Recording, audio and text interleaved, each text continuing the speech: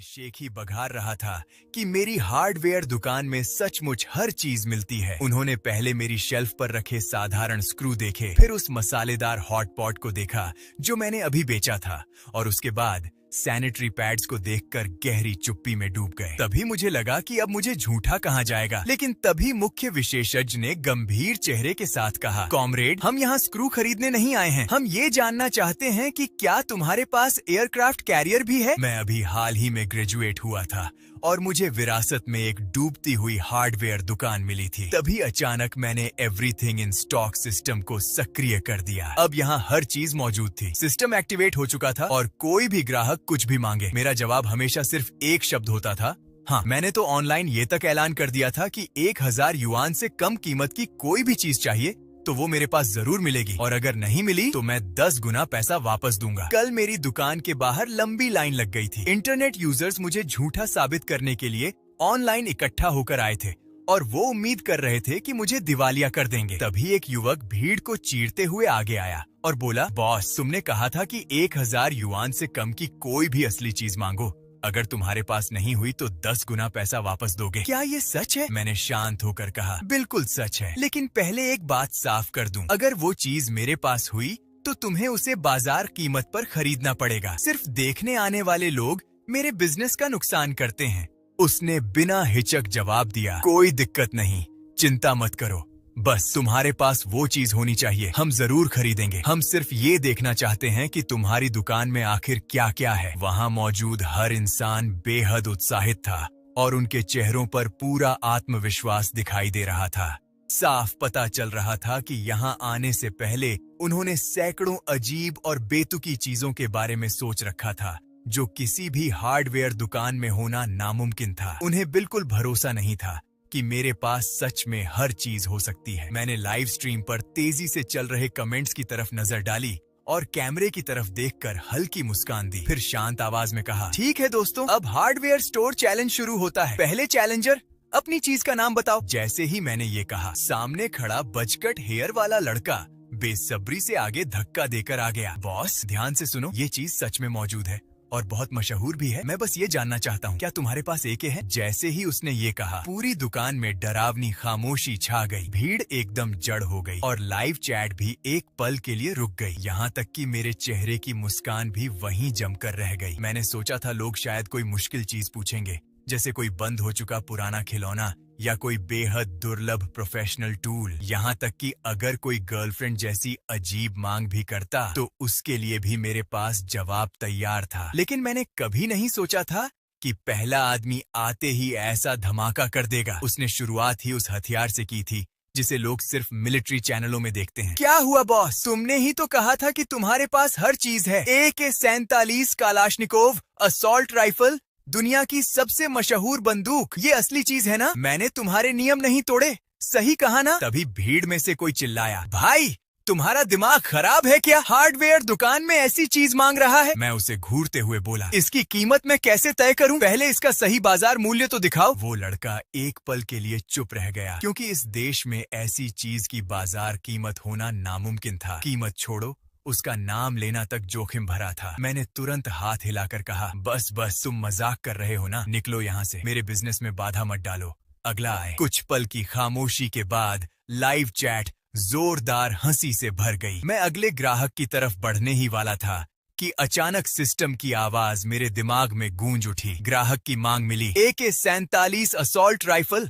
Item पीछे वाले vault में तैयार कर दिया गया है, क्या अभी आइटम निकालना है? मैं अंदर ही अंदर कांप उठा। क्या पागल हो गए हो? सच में तुम्हारे पास वो चीज है? अगर है भी तब भी मैं उसे बेचने की हिम्मत नहीं करूंगा। क्या चाहते हो, मैं जवान उम्र में मर जाऊं और जिंदगी जेल में सड़ते हुए खत्म हो?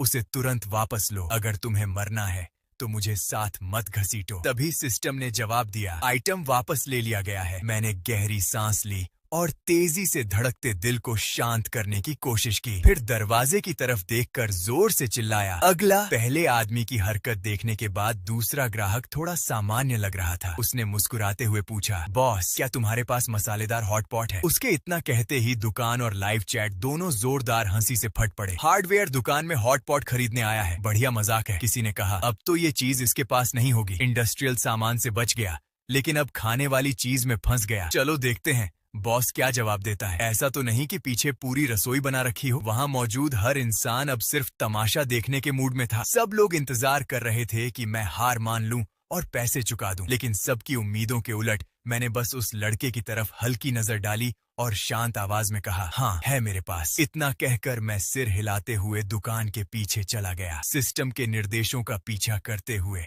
मैंने कोने में रखे एक इंसुलेटेड बॉक्स से बड़ा सा टेक अवे बॉक्स बाहर निकाला। वो डिब्बा अभी भी गर्म था और उसके ढक्कन की दरारों से तेज मसालेदार खुशबू बाहर फैल रही थी। मैंने वो बॉक्स सीधे काउंटर पर पटक दिया और खुशबू फैलते ही सबके मुंह में पानी आ गया। मैंने आराम से कहा, इसे मैंने अपने नाश्ते के लिए अभी अभी मंगवाया था, अभी तक छुआ भी नहीं है। ये डीलक्स कॉम्बो है जिसमें 5 सर्विंग बीफ, 3 सर्विंग ट्राइप और ढेर सारे मीट बॉल्स और सब्जियां हैं। बाजार कीमत 100 युआन। वहां खड़े लोग अविश्वास में मुझे देखते रह गए। सच में इसके पास था। वो लड़का कांपते हाथों से पेमेंट कोड स्कैन करने लगा और पूरे 100 युआन चुका दिए। फिर भारी हॉट पॉट उठाकर लाइन से बाहर निकल गया। लेकिन उसके चेहरे पर अब भी सदमा साफ दिखाई दे रहा था। दुकान से बाहर जाने के बाद भी वो बार बार पीछे मुड़कर देख रहा था, जैसे समझने की कोशिश कर रहा हो कि आखिर इस दुकान का राज क्या है। मैंने बिना कोई भाव दिखाए अगले इंसान की तरफ देखा और कहा, अगला। पहले 2 मामलों को देखने के बाद बाकी लोग और ज्यादा सावधान और चालाक हो गए थे। तीसरा आदमी फैशनेबल कपड़ों में था और उसके बाल पीले रंग से रंगे हुए थे। साफ पता चल रहा था कि वो पूरी तैयारी करके आया है। वो मुस्कुराते हुए बोला, बॉस वो सब तो बहुत आसान था। अब मैं ऐसी चीज पूछूंगा जो किसी आदमी की हार्डवेयर दुकान में कभी नहीं हो सकती। क्या तुम्हारे पास सैनिटरी पैड्स हैं? उसके इतना कहते ही लड़कों के बीच समझदार वाली हंसी फैल गई और लड़कियों ने आंखें घुमा लीं। सबको यकीन हो गया था कि अब मेरी जीत की लड़ी आखिर टूटने वाली है। लेकिन मैं जरा भी नहीं हिला। मैंने उसी पुराने अंदाज में जवाब दिया, हाँ है। इतना कहकर मैं फिर से आराम से दुकान के पीछे चला गया। कुछ देर बाद मैं आधे कद जितना बड़ा डिब्बा उठाए वापस बाहर आया और उसे जोर से जमीन पर रख दिया। फिर मैंने डिब्बा फाड़कर खोला। अंदर हर ब्रांड और हर तरह के सैनिटरी पैड्स करीने से रखे हुए थे। दिन वाले, रात वाले, एक्स्ट्रा लॉन्ग, कॉटन, मेस, सब कुछ मौजूद था। मैंने उनमें से एक पैकेट निकालकर सीधे काउंटर पर रखा और शांत आवाज में कहा, असल में मैं इन्हें जमा करके रख रहा था। असल में मैं इन्हें अपनी गर्लफ्रेंड को देने के लिए जमा करके रख रहा था। लेकिन चूंकि तुम्हें जरूरत है तो पहले तुम्हें ही बेच देता हूँ। पूरे 800 युआन होंगे। इतना सुनते ही हुआंग माओ लगभग रोने जैसा चेहरा बनाकर बोला, मैंने कभी नहीं कहा था कि मुझे पूरा डिब्बा चाहिए। मैंने सिर्फ पूछा था कि तुम्हारे पास हैं या नहीं। मैंने शांत आवाज में जवाब दिया, तुमने पूछा था कि मेरे पास हैं या नहीं, और जैसे ही मैंने उन्हें बाहर निकाल दिया, तुम्हें खरीदना पड़ेगा, यही नियम है। हुआंग माओ बेबस होकर अपना फोन निकालने लगा और झुंझलाते हुए पेमेंट कर दिया। फिर वो भारी डिब्बा सीने से लगाकर शर्मिंदगी में वहां से भाग गया, जबकि आसपास खड़े लोग जोर जोर से हंस रहे थे। मैं अपने अकाउंट में हुई एक और बड़ी कमाई को देखकर अंदर ही अंदर काफी खुश हो रहा था। मैंने सिर उठाकर बाहर लगी लंबी लाइन की तरफ देखा और हल्का सा मुस्कुरा दिया। लगातार 3 चौंका देने वाले मामलों ने पहले से शोर मचा रही भीड़ को अब थोड़ा बेचैन कर दिया था। लाइन में खड़े लोग जो पहले आराम से मजा ले रहे थे, अब पूरी तरह हैरान नजर आ रहे थे। उन्हें धीरे धीरे एहसास होने लगा था कि उनके सामने खड़ा ये साधारण दिखने वाला युवा मालिक शायद सच में हर चीज का इंतजाम कर सकता है। अगला नंबर एक स्कूल यूनिफॉर्म पहने लड़के का था, जिसकी पीठ पर बैग टंगा हुआ था और वो अभी काफी छोटा लग रहा था। उसने अपने चश्मे को ठीक किया, गला साफ किया और बोला, बॉस अब तक जो चीजें आपने निकाली हैं वो सब बहुत भौतिक थीं। अब मैं कुछ ज्यादा आध्यात्मिक और पूरी तरह असली चीज पूछूंगा। क्या आपके पास इस साल की कॉलेज प्रवेश परीक्षा है? उसके इतना कहते ही पूरी भीड़ ने एक साथ सांस खींच ली। किसी ने फुसफुसाकर कहा, ये तो ए के मांगने से भी ज्यादा पागलपन है। ए के सिर्फ शारीरिक तबाही मचा सकती है, लेकिन अगर सच में इसके पास वो चीज हुई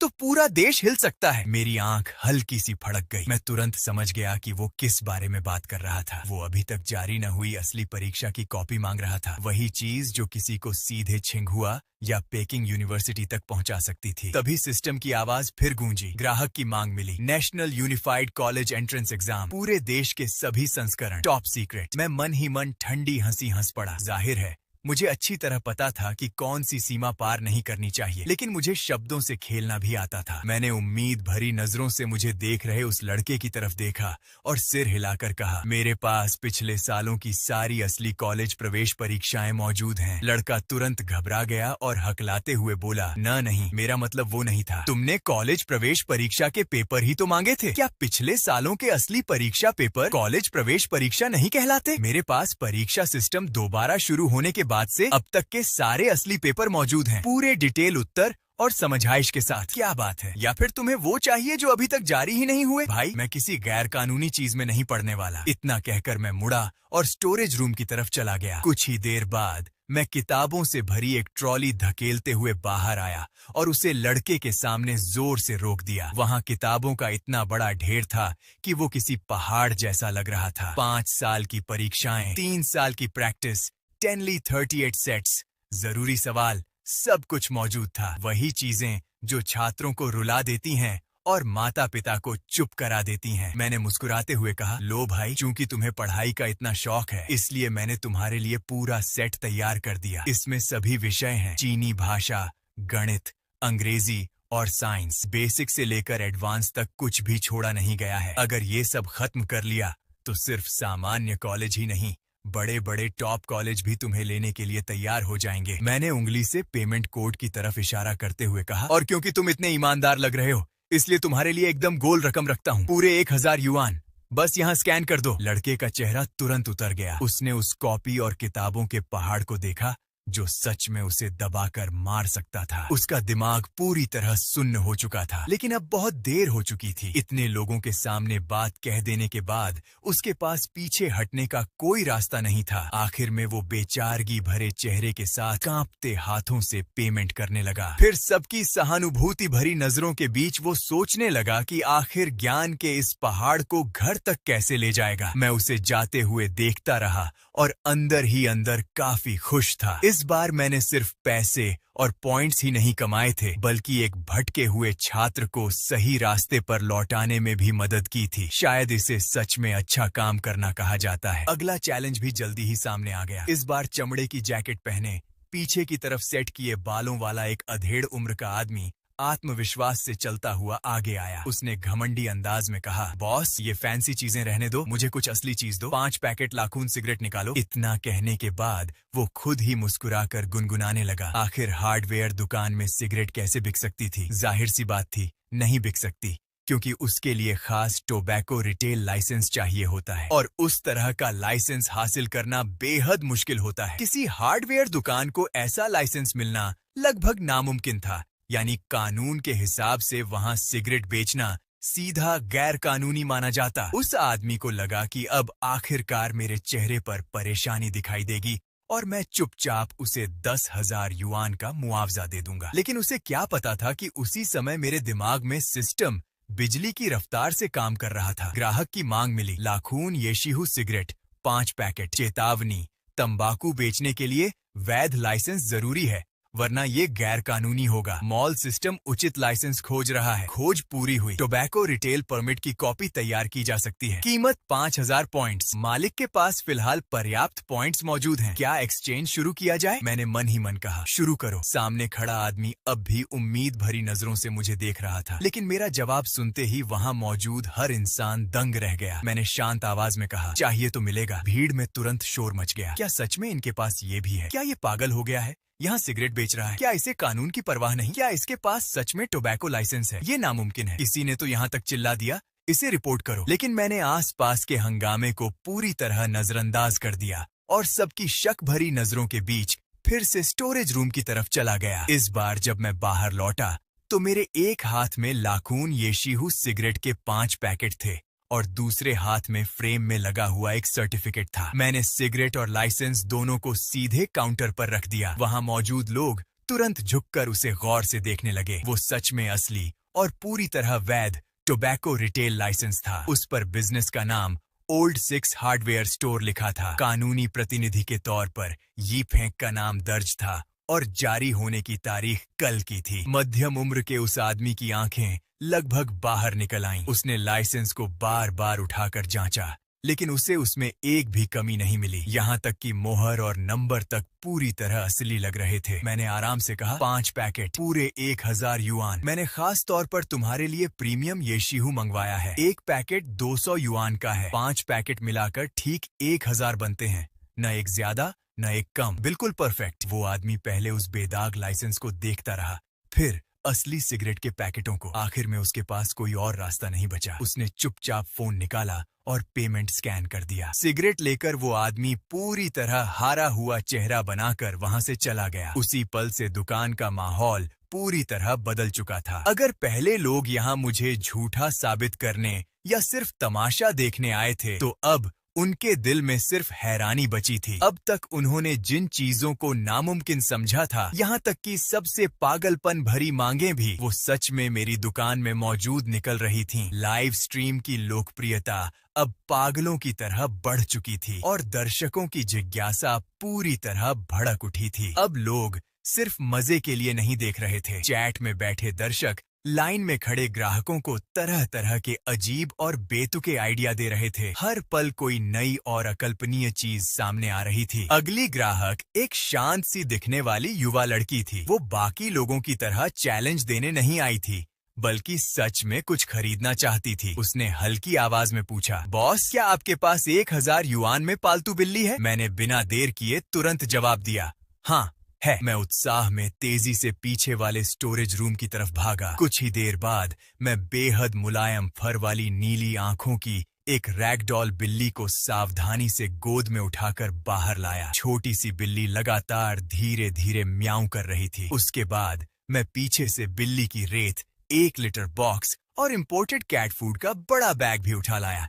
मैंने मुस्कुराकर कहा, लीजिए मिस, ये आपकी नई बिल्ली के लिए मेरा स्वागत उपहार समझिए, और अगर आपको कैट ट्री चाहिए तो वो भी मेरे पास है। असली लकड़ी वाला लग्जरी मॉडल। साफ दिखाई दे रहा था कि ये लड़की यहाँ किसी को परेशान करने या पैसे जीतने नहीं आई थी। वो बस सच में अपनी पसंद की एक प्यारी बिल्ली खरीदना चाहती थी। जैसे ही उसने उस प्यारी रैगडॉल बिल्ली को देखा, उसकी आंखें खुशी से चमक उठीं और वो खुद को मुस्कुराने से रोक ही नहीं पाई। उसने बिना एक पल गंवाए तुरंत 1000 युआन पेमेंट कर दिए। फिर उत्साह से बोली, मैं कैट ट्री भी ले लूंगी, उसे रात में आकर ले जाऊंगी। इस तरह एक और 1000 युआन और एक बड़ी बिक्री पूरी हो गई। जब लाइव स्ट्रीम देख रहे लोगों ने ये सब देखा, तो उनका रिएक्शन हैरानी से बदलकर पूरी तरह प्रभावित होने में बदल गया। पालतू बिल्ली से शुरू होकर अगले चैलेंज लगातार और ज्यादा अजीब होते चले गए। लेकिन चाहे मांग कितनी भी पागलपन भरी क्यों न हो, मेरा जवाब हमेशा एक ही रहता था, हाँ। और लाइव स्ट्रीम देखने वालों की संख्या लगातार बढ़ती ही जा रही थी। उत्साह के साथ लाइव स्ट्रीम की संख्या लगातार ऊपर चढ़ती जा रही थी। ऐसा लग रहा था जैसे कोई रॉकेट आसमान में उड़ रहा हो। शुरुआत के 10,000 दर्शकों से बढ़ते बढ़ते संख्या सीधे 50,000 पर जाकर स्थिर हुई। हर तरफ से फॉलो और गिफ्ट्स की बारिश होने लगी थी। लेकिन ठीक उसी समय जब स्ट्रीम अपने सबसे ऊंचे मुकाम पर थी, चैट में अचानक एक नकारात्मक कमेंट दिखाई दिया, ये सब नकली है। जरा सोचो, कोई हार्डवेयर दुकान इतनी सारी चीजें कैसे रख सकती है? उन शब्दों ने मानो उबलते तेल में पत्थर फेंक दिया हो। पूरा माहौल तुरंत भड़क उठा। जो लोग शुरुआत से शक कर रहे थे लेकिन भीड़ के जोश के कारण चुप थे, उन्हें जैसे अचानक अपनी टोली मिल गई। वो तुरंत कमेंट्स में कूद पड़े, बिल्कुल सही, ये सब पैसे लेकर अभिनय करने वाले लोग हैं, वरना हार्डवेयर दुकान में मसालेदार सूप और सैनिटरी पैड्स कौन बेचता है? कितना नकली लग रहा है। आखिर किसी ने तो सच बोला। मुझे तो बहुत पहले से शक था, इतनी सारी चीजें इतनी आसानी से कैसे मिल सकती हैं? जो मांगो वही उसके पास तैयार है। स्क्रिप्ट बहुत साफ दिखाई दे रही है। किसी ने लिखा, पहले वाले लोग जरूर उसके अपने आदमी थे। सिगरेट खरीदने वाला और बिल्ली खरीदने वाली लड़की, सब पहले से सेट था। फिर एक और कमेंट आया, यहाँ कोई आसपास रहता है क्या? मैं अगली सिटी में हूँ, बहुत तमाशा देख लिया। कौन कौन मेरे साथ चलकर इसे सामने से एक्सपोज करेगा? जैसे ही ये बात स्क्रीन पर आई, तुरंत ढेरों जवाब आने लगे। थोड़ी ही देर में Yong city fraud expose group और स्क्रिप्ट पकड़ो चैट रूम्स जगह जगह बनने लगे। खुद को न्याय का योद्धा कहने वाले अनगिनत लोग इस कथित धोखे को उजागर करने के जोश में अलग अलग दिशाओं से योंग सिटी के पुराने इलाके में मौजूद इस छोटी सी हार्डवेयर दुकान की तरफ निकल पड़े। और इस सब के दौरान मुझे इन बातों की बिल्कुल खबर नहीं थी। मैं तो बस सुबह के आखिरी चैलेंजर को विदा करके थोड़ा आराम करने ही वाला था। तभी मेरी नजर फोन स्क्रीन पर गई, जहां शक और गालियों से भरे कमेंट्स की बाढ़ उमड़ रही थी। मैं कुछ पल के लिए चुप रह गया, फिर तुरंत समझ गया कि आखिर हो क्या रहा है। लेकिन उन गुस्से से भरे कमेंट्स को देखकर मुझे जरा भी गुस्सा नहीं आया। उल्टा मैं हल्का सा हंस पड़ा। मैंने गला साफ किया, कैमरे की तरफ देखा और आत्मविश्वास से भरी शांत मुस्कान के साथ बोलना शुरू किया। दोस्तों, मैं चैट में उठ रहे सारे शक देख रहा हूँ और मैं आपकी शंका पूरी तरह समझ सकता हूँ। आखिर मेरी दुकान में जो कुछ हो रहा है वो सच में आम समझ से थोड़ा बाहर है। इसलिए मैं अब एक आधिकारिक घोषणा कर रहा हूँ। लाओलू हार्डवेयर में हर किसी का स्वागत है, चाहे वो मुझे एक्सपोज करने ही क्यों ना आए। पता है, योंग सिटी के पुराने इलाके की वुटोंग लेन नंबर 134, चाहे आप यहीं के रहने वाले हों या किसी दूसरी जगह से आए हों, आप सभी का यहाँ स्वागत है। और सुबह किया गया मेरा वादा दोपहर में भी पूरी तरह लागू रहेगा। जो भी फैन खुद यहाँ आएगा वो आज के नियमों के अनुसार मुझे चैलेंज दे सकता है। 1000 युआन से कम कीमत की कोई भी चीज मांगो, अगर मैं उसे निकाल नहीं पाया तो मैं अब भी 10 गुना पैसा वापस दूंगा। मेरे शब्द मजबूत और आत्मविश्वास से भरे हुए थे। उनमें ऐसा भरोसा था जिसे नजरअंदाज करना मुश्किल था। चैट में मुझे एक्सपोज करने की बातें करने वाले लोग भी मेरे जवाब से कुछ पल के लिए चुप रह गए। उन्हें समझ ही नहीं आ रहा था कि आखिर मेरा असली इरादा क्या है। चैलेंजर्स को खुलेआम बुलावा देने के बाद मैंने सीधे लाइव स्ट्रीम बंद कर दी। मुझे डर नहीं लग रहा था, मुझे बस थोड़ा समय चाहिए था ताकि मैं सुबह हुई इस सपने जैसी कमाई को ठीक से समझ सकूं। अकाउंट में दिख रही लंबी रकम को देखकर मेरे होंठ खुद ही ऊपर उठ गए और मैं किसी बड़े बच्चे की तरह मुस्कुराने लगा। सिर्फ एक सुबह में 20,000 युआन से ज्यादा। ये रकम तो इस दुकान की पूरे साल की कमाई से भी ज्यादा थी। लेकिन तभी अचानक मेरे दिमाग में एक सवाल आया। मैंने तुरंत सिस्टम से पूछा, अगर ग्राहक तुमसे चीजें खरीद सकते हैं तो क्या मैं मालिक होने के नाते अपने लिए भी चीजें खरीद सकता हूँ? सिस्टम ने तुरंत जवाब दिया, हाँ, जब तक आपके पास पर्याप्त पॉइंट्स हैं। सिस्टम मॉल में मौजूद कोई भी चीज या स्किल व्यक्तिगत इस्तेमाल के लिए खरीदी जा सकती है। कीमत होलसेल रेट के अनुसार होगी। ये सुनते ही मेरी आंखें चमक उठी। मुझे सुबह वाला वो आदमी याद आ गया जिसने एक मांगी थी, और सिस्टम का वो नोटिफिकेशन भी कि वो आइटम सच में तैयार हो चुका था। ये सोचकर मेरे शरीर में हल्की कंपी दौड़ गई, लेकिन अगले ही पल मेरे अंदर उत्साह भर गया। क्या इसका मतलब ये है कि अगर मेरे पास काफी पॉइंट्स हों तो सिद्धांत रूप से मैं इस दुनिया की कोई भी चीज हासिल कर सकता हूँ? दोपहर के ठीक 1 बजे के बाद दुकान के बाहर अचानक शोर सुनाई दिया। मैंने सिर उठाकर देखा तो 7-8 आदमी सीधे अंदर चले आ रहे थे। हर किसी के हाथ में फोन था या फिर उनके सीने पर गोप्रो कैमरा बंधा हुआ था। सारे कैमरे सीधे मेरी तरफ तने हुए थे और उन सब के आगे एक लंबा और मोटा आदमी चल रहा था। लंबा मोटा आदमी कैमरे की तरफ देखकर बोला, दोस्तों, जैसा कि आप लोग देख सकते हैं, हमारी न्यायप्रिय फ्रॉड एक्सपोज टीम आखिरकार लाओलू हार्डवेयर पहुंच चुकी है। अब हम इस ऑनलाइन ठग का असली चेहरा सबके सामने लाकर रहेंगे। उसकी बात सुनकर मुझे जरा भी गुस्सा नहीं आया। उल्टा मैं तुरंत खड़ा हो गया और चेहरे पर बड़ी सी मुस्कान लेकर बोला, अरे स्वागत है, स्वागत है, आप लोगों का दिल से स्वागत है। आइए अंदर आइए, बैठिए आराम से। 7-8 लोगों की वो टोली मेरे इतने गर्मजोशी भरे व्यवहार को देखकर खुद थोड़ी हैरान रह गई। लंबा मोटा आदमी नाक सिकोड़ते हुए बोला, ज्यादा नाटक मत करो, तुम्हें अच्छे से पता है कि हम यहाँ क्यों आए हैं? मैंने हंसते हुए कहा, पता है, बिल्कुल पता है। आप लोग मुझे एक्सपोज करने आए हैं ना? मैंने लाइव स्ट्रीम में साफ कहा था कि मैं इसका पूरी तरह स्वागत करता हूँ। मैंने फिर शांत आवाज में कहा, नियम सुबह वाले ही रहेंगे। 1000 युआन से कम कीमत की कोई भी असली चीज मांगो, अगर मैं उसे निकाल दूं तो मेरे बिजनेस का नुकसान रोकने के लिए आपको वो खरीदनी पड़ेगी। इसमें कोई दिक्कत तो नहीं? मेरा इतना आत्मविश्वास और पहले से भी ज्यादा सिद्धांतवादी रवैया देखकर वो लोग खुद थोड़े झिझक गए। लंबा मोटा आदमी कुछ देर सोचता रहा, फिर उसने चालाकी से पूछा, क्या तुम्हारे पास स्किन केयर प्रोडक्ट्स हैं? मैंने बिना पलक झपकाए जवाब दिया, हाँ हैं। फिर वही पुराना अंदाज। ये देखकर उस मोटे आदमी के मन में पहली बार शक डगमगाने लगा। थोड़ी देर बाद जब मैं बेहद खूबसूरत और महंगे दिखने वाले गिफ्ट बॉक्स को लेकर बाहर आया तो उसका दिल पूरी तरह बैठ गया। मैंने बॉक्स को काउंटर पर रखते हुए दुखी चेहरा बनाया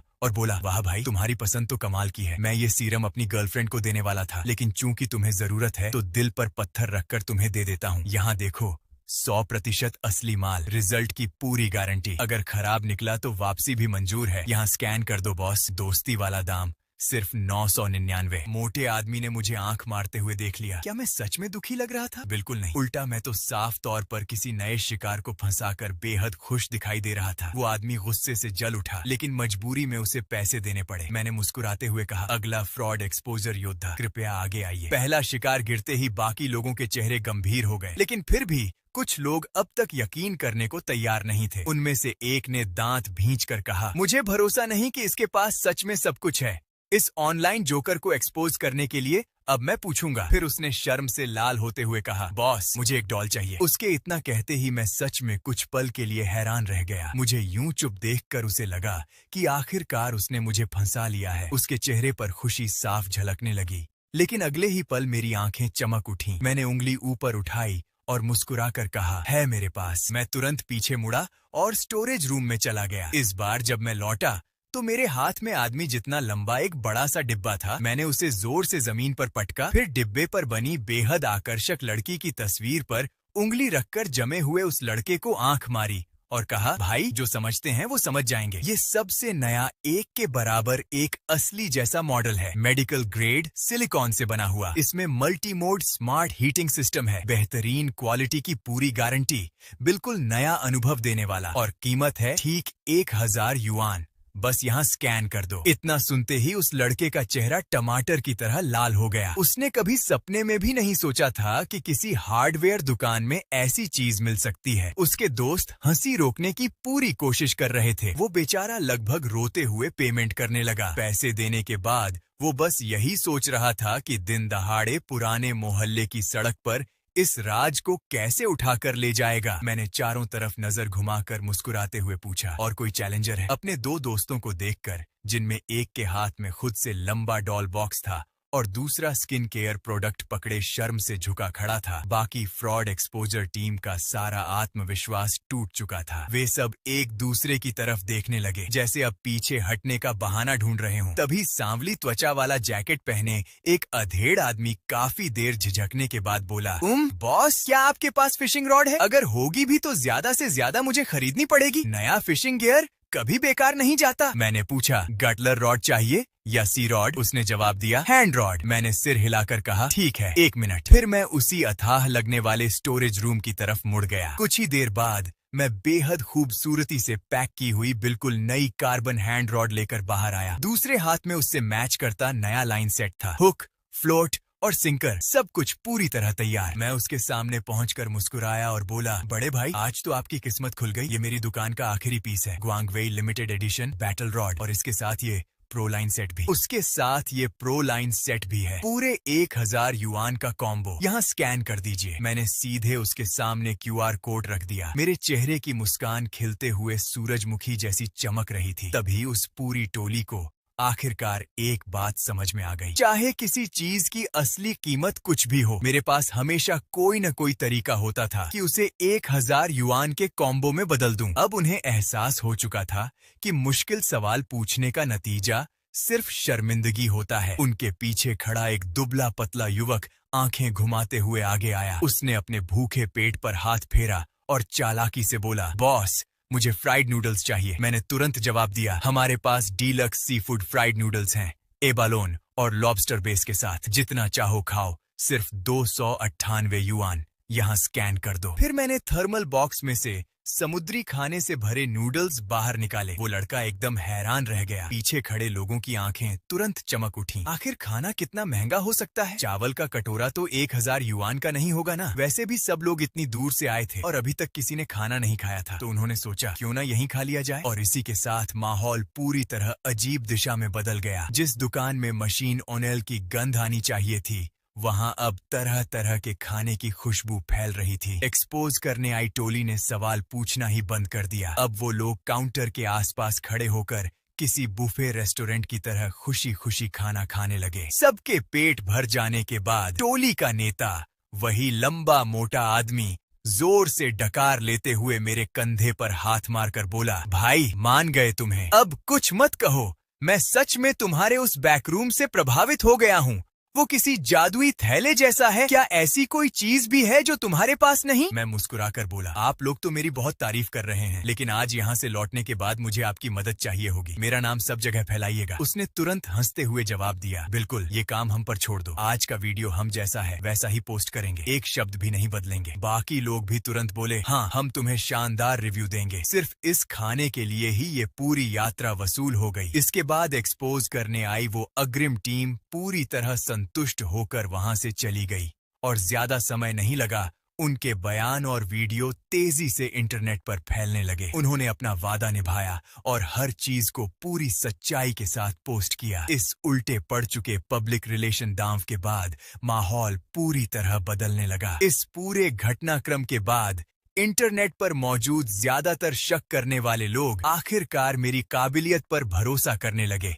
लेकिन अब मेरी सबसे बड़ी चिंता कुछ और थी। मुझे जल्दी से जल्दी बाकी के 60,000 पॉइंट्स कमाकर लेवल 2 तक पहुंचना था, क्योंकि मैं बेहद उत्सुक था ये जानने के लिए कि लेवल 2 के मॉल में आखिर कैसी शानदार चीजें मिलने वाली हैं। शाम होते होते मुझे एक फैन का डायरेक्ट मैसेज आया, बॉस, मैं दूसरे शहर से हूँ। आपकी लाइव स्ट्रीम देखकर मुझे इतनी भूख लग गई कि अब वो सी फूड नूडल्स खाने का मन कर रहा है। क्या आप उसे डिलीवर कर सकते हैं? वो मैसेज मेरे दिमाग पर बिजली की तरह गिरा। सही बात, अगर फैंस को जरूरत हो तो मैं ऑनलाइन ऑर्डर भी भेज सकता हूँ। आखिर मुझे अपने ग्राहकों को सिर्फ योंग सिटी तक सीमित रखने की क्या जरूरत थी? वो पूरे देश से हो सकते थे, यहाँ तक कि पूरी दुनिया से भी। जैसे ही ये ख्याल आया, मैं तुरंत बिस्तर से उछलकर उठा और नया वीडियो रिकॉर्ड करना शुरू कर दिया। दोस्तों, आप सबके समर्थन के लिए धन्यवाद। अब लाओलू हार्डवेयर ऑनलाइन ऑर्डर भी स्वीकार करता है। पूरे देश में डिलीवरी शुरू हो चुकी है। आप कहीं भी रहते हो, अगर वहां कुरियर पहुंच सकता है तो 1000 युआन से कम कीमत की कोई भी कानूनी चीज डायरेक्ट मैसेज के जरिए ऑर्डर की जा सकती है। फिलहाल हम सिर्फ कैश ऑन डिलीवरी सपोर्ट कर रहे हैं, इसलिए बेफिक्र होकर खरीदारी कीजिए। और क्योंकि डिलीवरी सर्विस अभी शुरू हुई है, इसलिए अभी आपको शिपिंग फीस खुद देनी होगी।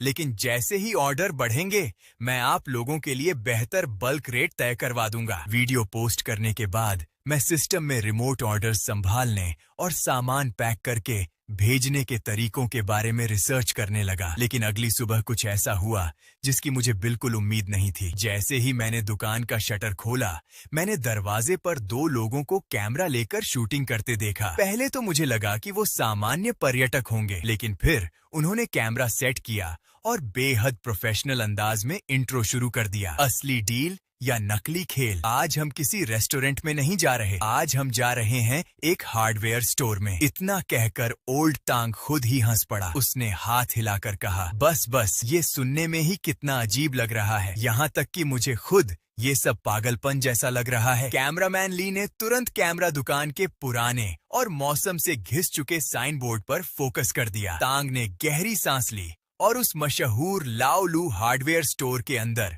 कदम रख दिया। जैसे ही वो अंदर पहुंचा, धातु की गंध और दूसरी मिली-जुली खुशबुओं का अजीब मिश्रण हवा में फैल रहा था। मशीन ओनेल और लकड़ी की बुरादे की मिली-जुली गंध सीधे उसकी नाक में घुस गई। मैंने मुस्कुराकर पूछा, तो भाइयों, क्या चाहिए आपको? तांग ने इधर उधर देखते हुए पूछा, बॉस, क्या यहाँ खाना भी ऑर्डर किया जा सकता है? मैंने मन ही मन सोचा, ऑनलाइन ऑर्डर शुरू करने के तुरंत बाद ही कोई प्रोफेशनल आ गया। लगता है अब मैं सच में मशहूर होने लगा हूँ। मैंने आराम से जवाब दिया, बिल्कुल, क्या खाना चाहेंगे आप लोग? तांग ने उत्सुक होकर पूछा, कोई मेन्यू वगैरह है क्या? मैंने सिर हिलाकर कहा, मेन्यू नहीं है, आखिर ये हार्डवेयर स्टोर है, लेकिन आप कुछ भी ऑर्डर कर सकते हैं, कोई भी खाना, कोई भी डिश। अगर आप उसका नाम बता सकते हैं तो मैं उसे बना सकता हूँ, और अगर नहीं बना पाया तो मैं उसकी कीमत का 10 गुना वापस दूंगा। मेरी ये बात सुनते ही तांग की आंखें चमक उठीं।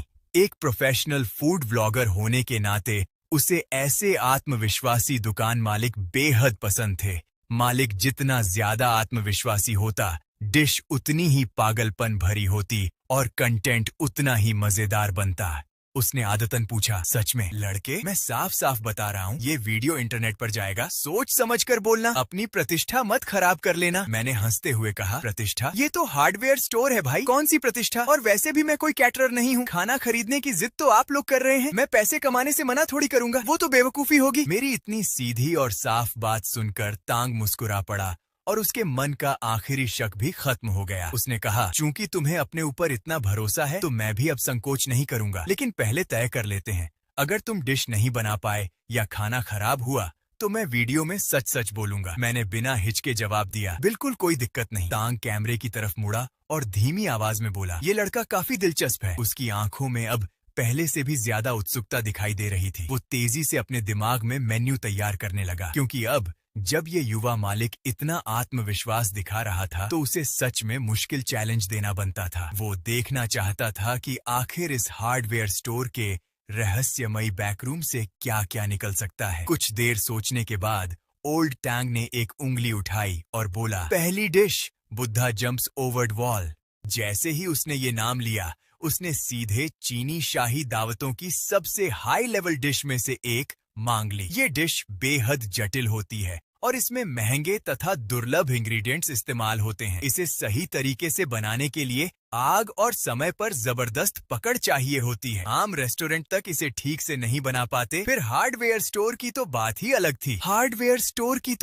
अलग थी। कैमरामैन शियाओली ने तुरंत कैमरा मेरी तरफ घुमा दिया और सीधा क्लोजअप शॉट लेने लगा। वो मेरे चेहरे पर डर, घबराहट या चिंता का कोई भी निशान पकड़ना चाहता था, लेकिन मैंने बस शांत होकर सिर हिलाया और उसे आगे बोलने का इशारा कर दिया। ओल्ड तांग अंदर ही अंदर मेरी स्थिरता की तारीफ करने लगा। उसने फिर कहा, ठीक है, अगली डिश, क्लियर सूप में उबली हुई पत्ता गोभी। देखने में ये डिश जितनी साधारण लगती है, असल में उतनी ही खतरनाक है।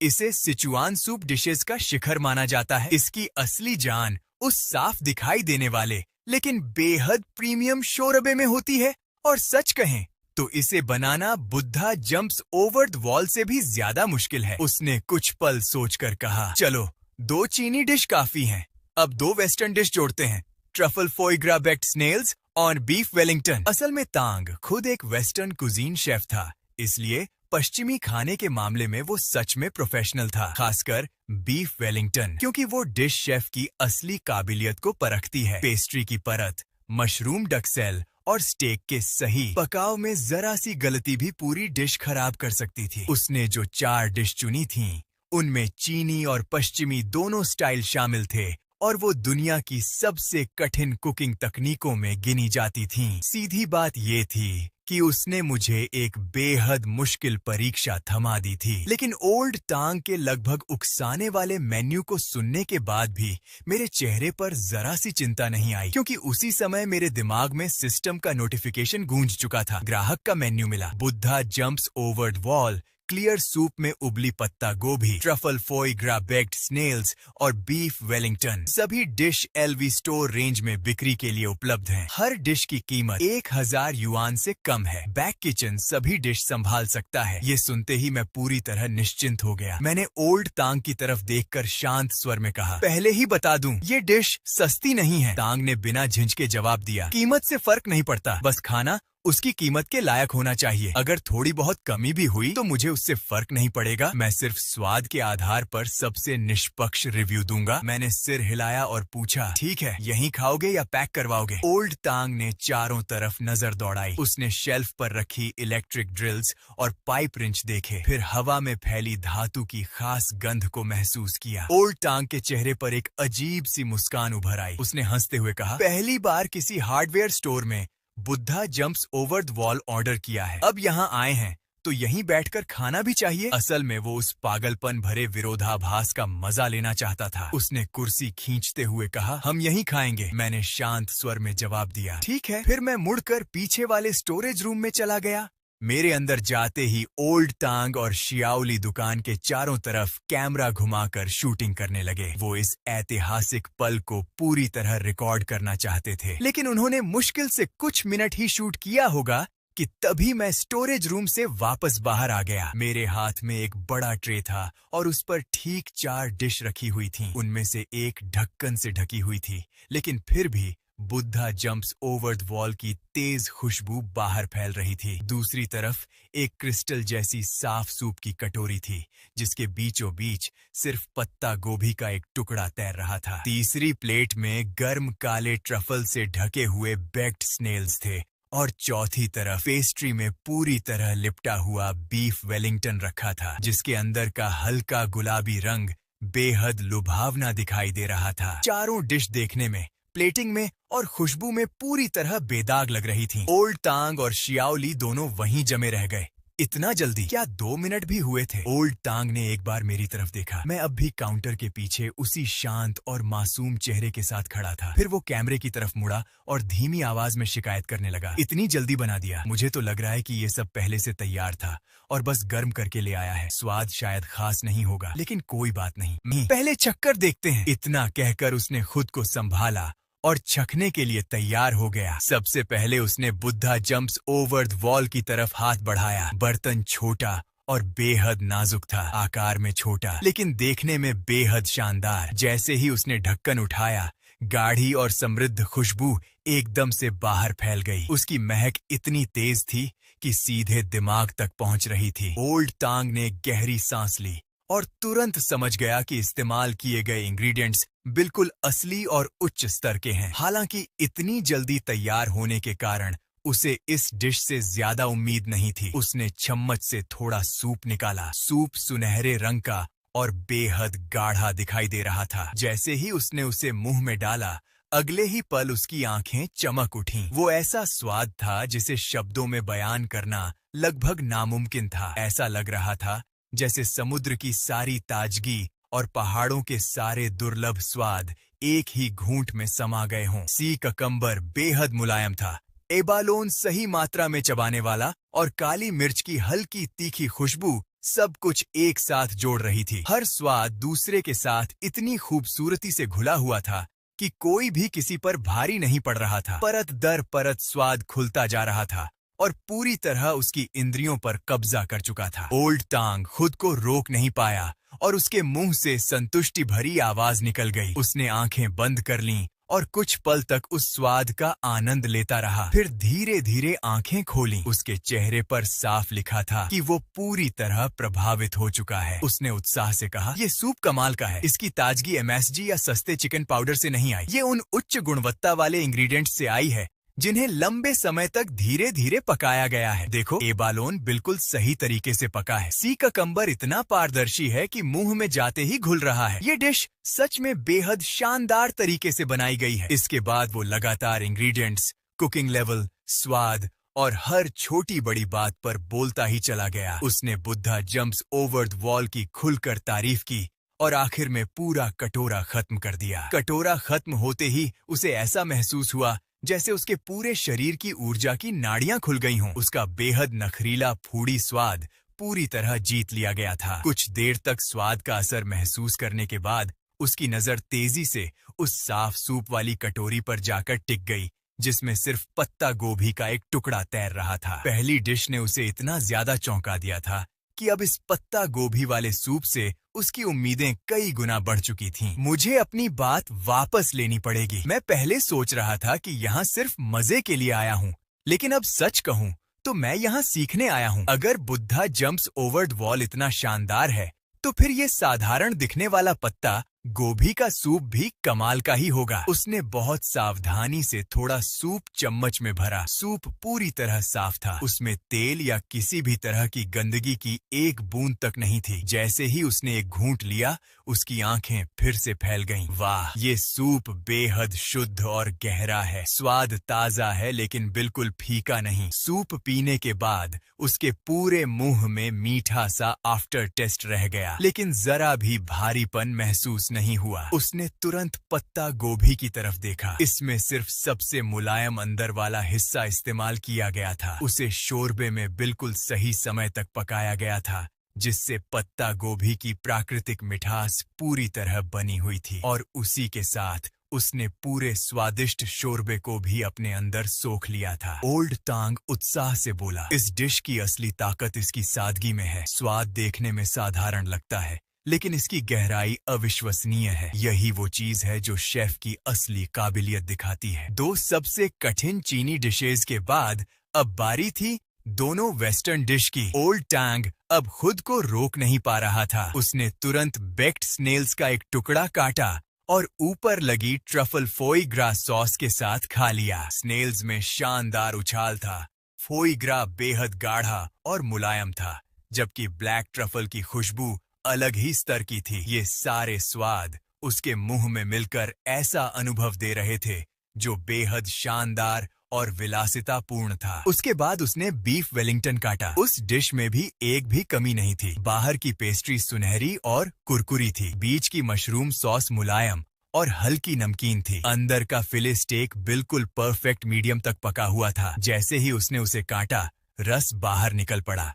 स्टेक इतना मुलायम था कि लगभग मुंह में घुल रहा था और उसमें बीफ का गहरा स्वाद पूरी तरह भरा हुआ था। ओल्ड तांग लगातार खाता रहा और कैमरे की तरफ उत्साह से बोलता गया। मैं बिना बढ़ा चढ़ाकर कह रहा हूँ, मैं डींगे नहीं मार रहा। इस हार्डवेयर दुकान का वेस्टर्न खाना सच में बेहद शानदार है। फिर उसने कैमरे की तरफ देखकर कहा, ठीक है, आज के लिए इतना काफी है। अगर पूरी बात का निष्कर्ष निकालूं तो ओल्ड लू हार्डवेयर ने मुझे मेरे पूरे करियर का सबसे बड़ा झटका दिया है। मैं अब तक समझ नहीं पा रहा कि इस जगह को आखिर किस तरह परिभाषित करूं। लेकिन यहाँ का चीनी और वेस्टर्न दोनों तरह का खाना टॉप लेवल का है। अगर आपको कीमत की परवाह नहीं है तो आपको यहाँ जरूर आना चाहिए। मैं दिल से ओल्ड लू हार्डवेयर की सिफारिश करता हूँ। इतना कहकर ओल्ड तांग मुड़ा और काउंटर के पीछे खड़े मुझसे जोर से बोला, बॉस, बिल बना दो। बिल की कीमत तो मैं पहले ही अपने दिमाग में देख चुका था। सिस्टम ने कुल रकम बता दी थी, पूरे 1799 युआन। रकम सुनकर ओल्ड तांग खुद थोड़ा हैरान हुआ, क्योंकि इतनी शानदार डिशेज के हिसाब से ये कीमत सच में ज्यादा नहीं थी। उसने खुशी खुशी पेमेंट कर दिया। जाने से पहले ओल्ड तांग ने उस छोटी लेकिन भीड़ से भरी दुकान को आखिरी बार गहरी नजरों से देखा। फिर मुस्कुराकर बोला, सुनो लड़के, जरूरत पड़े तो अपनी दुकान बड़ी कर लेना। मुझे पूरा यकीन है जैसे ही ये वीडियो बाहर जाएगा तुम्हारी दुकान लोगों से कुचल जाएगी। मैं तुरंत समझ गया कि तांग क्या कहना चाहता था। फूड वर्ल्ड में उसका प्रभाव काफी बड़ा था। एक बार उसका वीडियो इंटरनेट पर फैल गया तो खाने के शौकीन लोग, इंटरनेट इन्फ्लुएंसर्स और यहाँ तक कि प्रोफेशनल शेफ भी यहाँ आने लगेंगे। उस समय ये छोटी सी हार्डवेयर दुकान सच में लोगों से भर जाएगी। लेकिन फिलहाल मेरा दुकान बढ़ाने का कोई इरादा नहीं था। आखिर पूरा काम अकेले मैं ही संभाल रहा था। अभी के ग्राहक ही मुझे काफी थका देते थे। अगर रोज दर्जनों या सैकड़ों लोग लाइन लगाकर ऑर्डर देने लगे तो मैं सच में टूट जाऊंगा। सिर्फ ये सोचकर ही मेरे रोंगटे खड़े हो रहे थे। और जहाँ तक स्टाफ रखने की बात थी, वो तो बिल्कुल नामुमकिन था। अगर किसी कर्मचारी को गलती से पता चल गया कि उसका बॉस जादू जैसी ताकतें इस्तेमाल करता है तो मेरी जिंदगी पूरी तरह बर्बाद हो सकती थी। लेकिन शुक्र था कि मैंने पहले से एक बैकअप प्लान सोच रखा था। अगर ओल्ड टांग के वीडियो की वजह से मेरी छोटी दुकान सच में वायरल हो जाती तो मैं उसी लोकप्रियता का इस्तेमाल हंगर मार्केटिंग के लिए करता। हर दिन सिर्फ सीमित ग्राहकों को ही सेवा देता या फिर पूरी तरह रिजर्वेशन सिस्टम पर चला जाता। पैसा कमाना जरूरी था, लेकिन मैं उसके लिए अपनी जान खतरे में नहीं डाल सकता था। आखिर दुनिया का सारा पैसा कभी कमाया नहीं जा सकता, लेकिन इंसान की जिंदगी सिर्फ एक ही होती है। और आखिरकार सब कुछ बिल्कुल वैसा ही हुआ जैसा मैंने सोचा था। जैसे ही ओल्ड टांग ने अपना वीडियो पोस्ट किया, वो इंटरनेट पर धमाके की तरह फैल गया। वीडियो के वायरल होते ही मेरी जिंदगी पर अचानक सफलता का तूफान टूट पड़ा। शुरुआत में सिर्फ कुछ ज्यादा लोग उत्सुकता में दुकान पर आने लगे, लेकिन जैसे जैसे वीकेंड में मामला और गर्म हुआ, हालात पूरी तरह बदल गए। सोमवार की सुबह मैंने हमेशा की तरह दुकान खोली, लेकिन बाहर का नजारा देखकर मैं पूरी तरह दंग रह गया। मैंने अविश्वास से बाहर झांका और बुदबुदाया, रुको, इतने सारे लोग क्यों हैं? जो सड़क पहले इतनी शांत रहती थी कि वहां कुत्ता तक नजर नहीं आता था, आज वही सड़क लोगों की भीड़ से पूरी तरह भर चुकी थी। मेरी दुकान के दरवाजे से शुरू होकर लाइन सीधे गली के आखिर तक पहुंच चुकी थी। फिर वहां से मोड़ काटकर कई 100 मीटर आगे तक चली गई थी। जहां भी नजर जाती सिर्फ लोगों की भीड़ दिखाई दे रही थी। खड़े होने की हर छोटी बड़ी जगह पूरी तरह भरी हुई थी। हालत तो गोल्डन वीक के दौरान मशहूर पर्यटन स्थलों से भी ज्यादा पागलपन भरे लग रहे थे। यहाँ तक कि गली के बाहर ट्रैफिक पुलिस तक आ चुकी थी और ट्रैफिक संभाल रही थी। मैं पूरी तरह स्तब्ध रह गया। मुझे पता था कि दुकान लोकप्रिय होगी, लेकिन मैंने कभी नहीं सोचा था कि हालात इतने बेकाबू हो जाएंगे। ये बिजनेस कम और त्योहारों के दौरान होने वाली भीड़ ज्यादा लग रही थी। जैसे ही लोगों ने दुकान का शटर खुलते देखा और मैं बाहर आया। पूरी भीड़ अचानक जोर जोर से चिल्लाने लगी। वो आ गया। सच में वही है, वीडियो जैसा ही दिखता है। बॉस, मुझे Buddha jumps over the wall चाहिए। चारों तरफ से लगातार आवाजें गूंजने लगीं। उसी समय अनगिनत फोन, कैमरे और फ्लैश सीधे मेरी तरफ मुड़ गए। मैं दरवाजे पर खड़ा का खड़ा रह गया और मुझे ऐसा लगा जैसे पूरी दुनिया घूमने लगी हो। मैं मन ही मन बुदबुदाया, किस्मत सच में सिर पर टूट कर गिरी है। लेकिन अब मैं इतने लोगों को संभालूं कैसे? मेरा दिमाग लगभग 2.5 सेकंड तक पूरी तरह खाली हो गया। इतनी देर बाद जाकर मैं उस शोर मचाती भीड़ से खुद को संभाल पाया और धीरे धीरे होश में लौटा। मैंने गहरी सांस ली और मेरी आंखों में फिर से दृढ़ता लौट आई। मैं तुरंत मुड़ा और दुकान के अंदर चला गया। शेल्फ के सबसे नीचे से मैंने धूल से ढका हुआ एक मेगाफोन निकाला, फिर उसे चालू किया और आराम से साउंड चेक करने लगा। हेलो हेलो चूया, क्या तुम यहाँ हो? इतना कहते ही पूरी भीड़ जोर से हंस पड़ी। मैंने मेगाफोन उठाकर कहा, दोस्तों, आप सभी का दिल से धन्यवाद, लेकिन अभी जो हालात हैं उनमें सबका एक साथ अंदर आना संभव नहीं है। पहले कृपया बाहर लाइन बनाइए। जब लाइन ठीक से लग जाएगी, सड़कें ब्लॉक नहीं होंगी और कोई धक्का मुक्की नहीं करेगा, तभी हम दुकान दोबारा खोलेंगे। मेरी बात खत्म होते ही बेचैन भीड़ सच में थोड़ी शांत हो गई। लोग तुरंत खुद को व्यवस्थित करने लगे। कुछ मददगार युवकों और वहां मौजूद ट्रैफिक पुलिस की सहायता से आखिरकार एक लाइन बन गई। हालांकि वो अब भी थोड़ी टेढ़ी मेढ़ी जरूर थी, लेकिन कम से कम अब सब कुछ व्यवस्थित हो चुका था। आखिरकार वुटोंग गली में एक लंबी और ठीक ठाक लाइन बन गई। योंग सिटी की प्रचार टीम ने भी इस मौके को बिजली की रफ्तार से पकड़ लिया। ऊपर बैठे अधिकारियों ने तुरंत फैसला किया कि लाओ लू हार्डवेयर स्टोर को योंग सिटी के पुराने इलाके का नया लैंडमार्क बनाया जाएगा। इसके साथ ही ट्रैफिक विभाग को भी अतिरिक्त मदद के लिए लगाया गया, ताकि वुटोंग गली के आसपास ट्रैफिक सुचारू बना रहे। संस्कृति और पर्यटन विभाग ने भी तेजी से एक खास टूरिस्ट रूट तैयार कर दिया, जिसमें लाओ लू हार्डवेयर मुख्य आकर्षण था। उसका मकसद था कि यहां आने वाले लोग आसपास के दूसरे बाजारों और दुकानों तक भी जाएं। हर विभाग पूरी ताकत के साथ इस जिंदगी में एक बार मिलने वाले मौके को पकड़ने में जुट गया। उधर मेरी हालत पूरी तरह खराब हो चुकी थी। मैं अपने बनाए हुए खरीद सीमा नियमों का सख्ती से पालन कर रहा था। हर कैटेगरी के 10 ग्राहकों के बाद मैं दुकान के बाहर लगे छोटे काले बोर्ड पर एक निशान लगा देता। फूड आइटम्स आज के लिए खत्म, कॉस्मेटिक्स आज के लिए खत्म, इलेक्ट्रॉनिक्स आज के लिए खत्म। जो लोग कुछ खरीद नहीं पाते वो भी तुरंत वापस नहीं जाते थे। उनमें से कई लोगों ने तो पास के होटलों में कमरे बुक कर लिए, ताकि अगली सुबह फिर से लाइन में लग सकें। एक ही झटके में वुटोंग गली के आसपास के होटलों की ऑक्यूपेंसी कई प्रतिशत तक बढ़ गई और मैं सुबह से लेकर शाम ढलने तक लगातार काम में डूबा रहा। आखिर सूरज डूबने के बाद मैंने हार्डवेयर खरीदने वाले आखिरी ग्राहक को भी विदा किया। मैंने लंबी सांस छोड़ते हुए कहा, आखिरकार। फिर मैं सीधे अपनी बेंत वाली कुर्सी पर ढह गया और सिस्टम पैनल खोलकर आज की कमाई देखने लगा। कमाई वाले सेक्शन में दिख रहे नंबर पर नजर पड़ते ही मेरा दिल जोर से उछल पड़ा। वर्तमान कमाई 1,05,320 पॉइंट्स। आखिरकार अपग्रेड करने का समय आ गया था। उत्साह में मेरे हाथ तक हल्के कांपने लगे। मैंने तुरंत उस छोटे लाल बिंदु पर क्लिक किया। सिस्टम की आवाज मेरे दिमाग में गूंजी। होस्ट की कमाई अपग्रेड की आवश्यकताओं को पूरा करती है। क्या 1,00,000 पॉइंट्स खर्च करके सिस्टम शॉप को लेवल 2 में अपग्रेड किया जाए? मैं मन ही मन जोर से चिल्लाया, हाँ हाँ हाँ, और बिना एक पल गंवाए तुरंत कंफर्म पर दबा दिया। 1,00,000 पॉइंट्स खर्च किए गए। अपग्रेड सफल। सिस्टम शॉप अपग्रेड हो रही है। अचानक मेरे दिमाग के अंदर मौजूद इंटरफेस चमकदार रोशनी और अजीब बदलावों से भर गया। फिर एक साफ सी डिंग की आवाज गूंजी, बधाई हो होस्ट, सिस्टम शॉप अब लेवल 2 में अपग्रेड हो चुकी है। जनरल मर्चेंडाइज कैटलॉग का विस्तार कर दिया गया है। अब एक आइटम की सीमा 1,000 लोंगुओ युआन से बढ़ाकर 1,00,000 लोंगुओ युआन कर दी गई है। स्टॉक रूम अपग्रेड पूरा हुआ। भौतिक स्थान का पुनर्निर्माण किया गया है। अब इसमें क्लाइमेट कंट्रोल और प्रिसिजन इक्विपमेंट एरिया शामिल हैं। साथ ही अस्थायी जीवित जानवरों को रखने के लिए अलग सेक्शन भी जोड़ा गया है। स्टोर रिनोवेशन फीचर अनलॉक हो गया। अब होस्ट पॉइंट्स का इस्तेमाल करके असली लाओ लू हार्डवेयर स्टोर को अंदर और बाहर से अपनी पसंद के अनुसार बदल सकता है। सभी निर्माण और सामग्री का काम सिस्टम द्वारा रातों रात अपने आप पूरा कर दिया जाएगा। स्किल शॉप भी अपडेट हो चुकी है।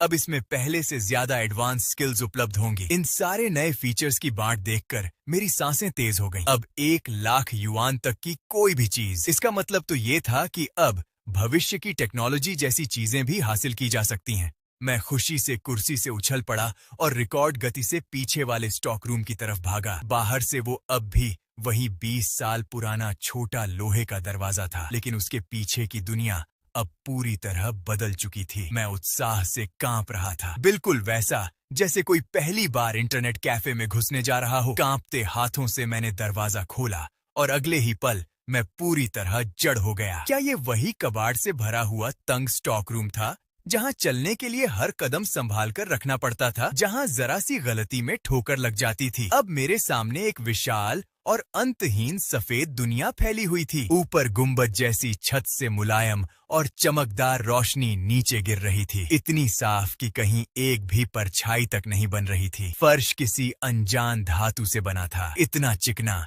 कि उसमें मेरा पूरा शरीर साफ दिखाई दे रहा था। एक के बाद एक ऊंची धातु की शेल्फ दूर गहराई तक फैली हुई थीं। हर सेक्शन को अलग अलग कैटेगरी के हिसाब से व्यवस्थित किया गया था। ये विशाल जगह साफ तौर पर कई हिस्सों में बांटी गई थी। मैं खुद को रोक नहीं पाया और उत्साह में चिल्ला पड़ा, कितना शानदार है! यही तो असली गोदाम लगता है किसी ब्रह्मांडीय व्यापारी देवता का। लेकिन अगले ही पल मुझे कुछ याद आया। रुको, मेरा छोटा बिस्तर कहाँ गया? मैंने चारों तरफ नजर दौड़ाई और आखिर बहुत दूर एक कोने में मुझे एक छोटा दरवाजा दिखाई दिया। उस पर लिखा था होस्ट रेस्ट एरिया। मैं हंस पड़ा और बोला, धन्यवाद सिस्टम, तुमने तो काफी सोच समझकर काम किया है। तुम्हें पता था कि मुझे सोने की जगह चाहिए होगी। मैं गुनगुनाते हुए रेस्ट एरिया का दरवाजा खोलने लगा, लेकिन जैसे ही अंदर का नजारा मेरी आंखों के सामने आया, मेरे चेहरे की मुस्कान उसी पल जमकर रह गई। उस विशाल, शानदार और चमकदार साफ लाउंज के ठीक बीचों बीच एक अकेली पुरानी चरमराती फोल्डिंग आर्मी खाट पड़ी हुई थी। मैं कुछ सेकंड तक उसे घूरता रह गया, फिर मेरे मुंह से निकल पड़ा, सच में इतनी शानदार जगह में कम से कम एक इटालियन लेदर सोफा तो होना चाहिए था, या फिर 200 इंच का विशाल थिएटर स्क्रीन। कम से कम 2 मीटर चौड़ा सिमंस गद्दा ही दे देते। अभी भी यही पुरानी खाट क्यों पड़ी है? तभी सिस्टम की आवाज गूंजी, आरामदायक जिंदगी की कीमत होती है। लग्जरी फर्नीचर का पूरा सेट अब सिस्टम शॉप में उपलब्ध है। होस्ट कभी भी पॉइंट्स खर्च करके उन्हें एक्सचेंज कर सकता है। मैं बेबस होकर अपनी छोटी खाट को देखता रहा और बड़बड़ाने लगा, कितना कंजूस सिस्टम है। तभी अचानक दुकान के बाहर से रोलिंग शटर पर जोर जोर से दस्तक की आवाज आने लगी। मैं चौंक गया, इतनी रात को कौन हो सकता है? मैं अभी चिल्लाने ही वाला था कि दुकान बंद हो चुकी है, कल आना, लेकिन बाहर वाले ने पहले ही आवाज लगा दी, माफ कीजिए, क्या ये लाओ लू हार्डवेयर के बॉसी हैं? मैं योंग सिटी प्रचार विभाग से हूँ, हमें आपसे कुछ बात करनी है। बोलते हुए उसने दरवाजे के नीचे से अपना पहचान पत्र अंदर सरका दिया। मैंने झुककर कार्ड उठाया और ध्यान से देखा, वो सच में सरकारी पहचान पत्र था। मैं जरा भी लापरवाही करने की हिम्मत नहीं कर सका और तुरंत जाकर शटर खोल दिया। बाहर एक औपचारिक कपड़ों में खड़ा कर्मचारी दिखाई दिया। उसने विनम्रता से कहा, हेलो बॉसी, इतनी रात को परेशान करने के लिए माफ कीजिए। बात यह है कि आपकी छोटी सी दुकान ने हाल ही में इंटरनेट पर जबरदस्त हलचल मचा दी है। शहर प्रशासन इस मामले को काफी गंभीरता से देख रहा है। उसने आगे कहा, इसलिए अधिकारियों की तरफ से हम आपसे प्रचार सहयोग करना चाहते हैं और आपकी दुकान को योंग सिटी के पुराने इलाके का नया लैंडमार्क बनाना चाहते हैं। मैंने तुरंत मुस्कुराकर कहा, आपका स्वागत है, अंदर आइए। लेकिन अंदर आते ही वो थोड़ा गंभीर हो गया और बोला, साझेदारी शुरू करने से पहले प्रक्रिया के अनुसार हमें एक बात की पुष्टि करनी होगी। क्या यहाँ सच में वैसा ही है जैसा लोग इंटरनेट पर कह रहे हैं? क्या आप वास्तव में कुछ भी उपलब्ध करा सकते हैं? उसने धीमे स्वर में कहा, क्योंकि ये हमारे आने वाले प्रचार की विश्वसनीयता और सच्चाई से जुड़ा मामला है। मैंने बिना झिझक जवाब दिया, बिल्कुल, आप चाहें तो खुद जांच सकते हैं। और अपनी ईमानदारी दिखाने के लिए, साथ ही आज मेरी दुकान के अपग्रेड का जश्न मनाने के लिए मैं नियम भी अपडेट कर रहा हूँ। अब से आप 1 लाख युआन तक की कोई भी चीज चुन सकते हैं। मेरी बात सुनते ही शियाओ वांग उलझन में पड़ गया। उसने हैरानी से कहा, 1 लाख युआन बॉसी, लेकिन मुझे याद है आपकी लाइव स्ट्रीम में तो आपने कहा था कि 1000 युआन से कम वाली चीजें। मैंने मुस्कुराकर जवाब दिया, वो पहले की बात थी, अब हालात बदल चुके हैं। आखिर बड़े अधिकारियों को भी तो मेरी क्षमता और ईमानदारी दिखानी होगी, सही कहा ना?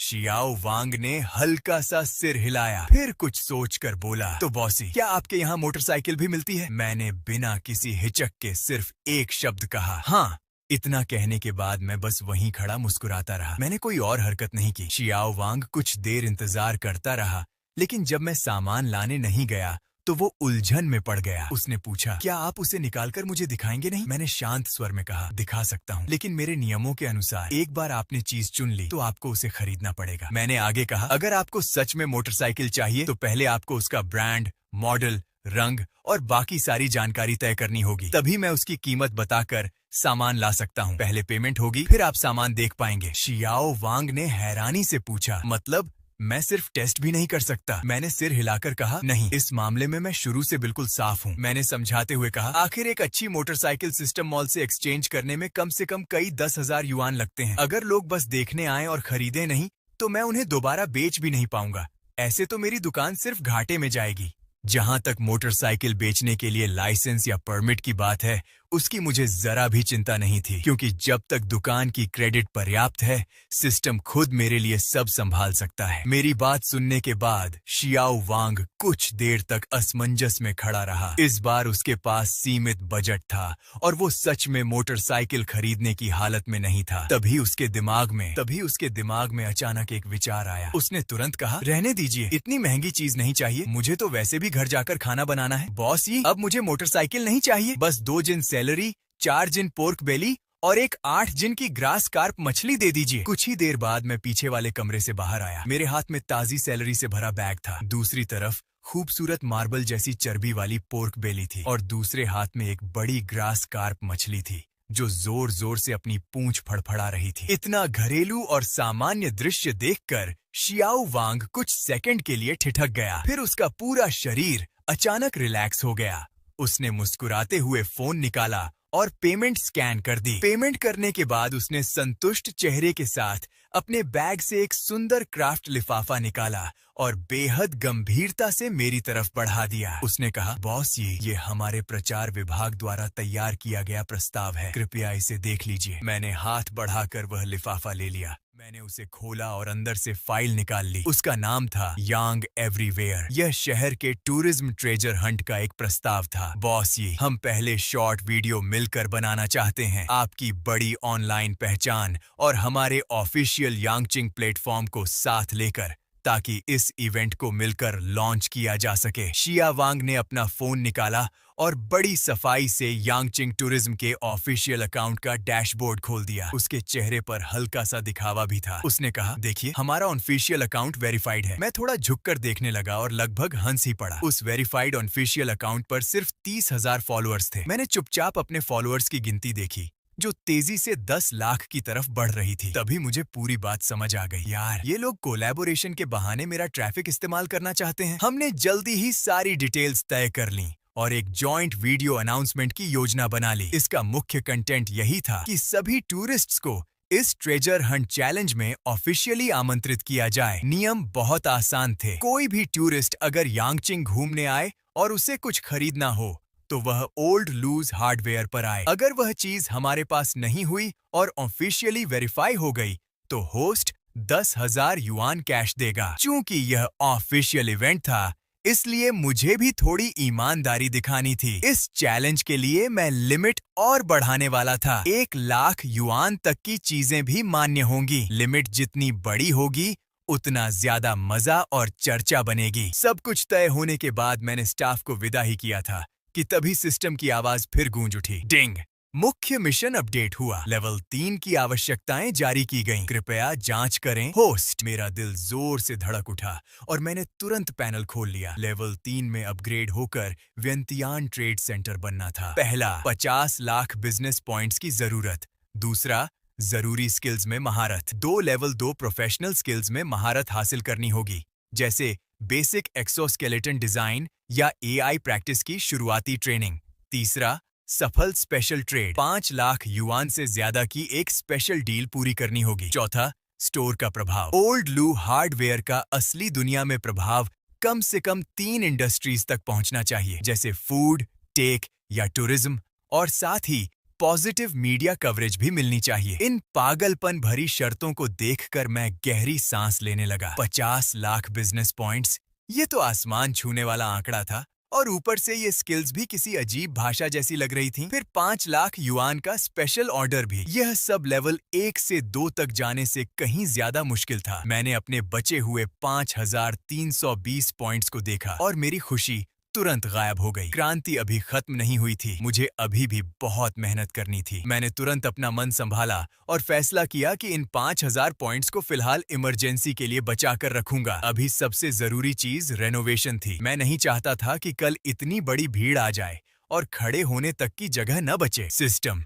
दुकान का रेनोवेशन शुरू करो। रेनोवेशन फीचर एक्टिवेट हो गया। कृपया कोई टेम्पलेट चुनिए या अपना कस्टम डिजाइन बनाइए। अचानक मेरे दिमाग में एक 3D मॉडलिंग इंटरफेस उभर आया। उसमें पूरी दुकान का मॉडल दिखाई दे रहा था। मैंने पुराना ओल्ड लू हार्डवेयर वाला साइन वैसे ही रखा, लेकिन दुकान का सामने वाला हिस्सा बड़ा कर दिया और पूरा लेआउट दोबारा डिजाइन किया। मैंने एक चमकदार लॉबी बनाई और बड़े ऑर्डर्स के लिए एक प्राइवेट VIP रूम भी तैयार किया। स्टाइल साधारण लेकिन लग्जरी वाला था। बाहर से दुकान अब भी पारंपरिक दिखती थी, लेकिन अंदर पूरी दुनिया बदल चुकी थी। कस्टम डिजाइन तैयार हो गया। लागत 3,000 बिजनेस पॉइंट्स। काम रात 12 बजे से सुबह 6 बजे तक अपने आप होगा, बिना किसी शोर या रोशनी के प्रदूषण के। कंफर्म करें? कंफर्म।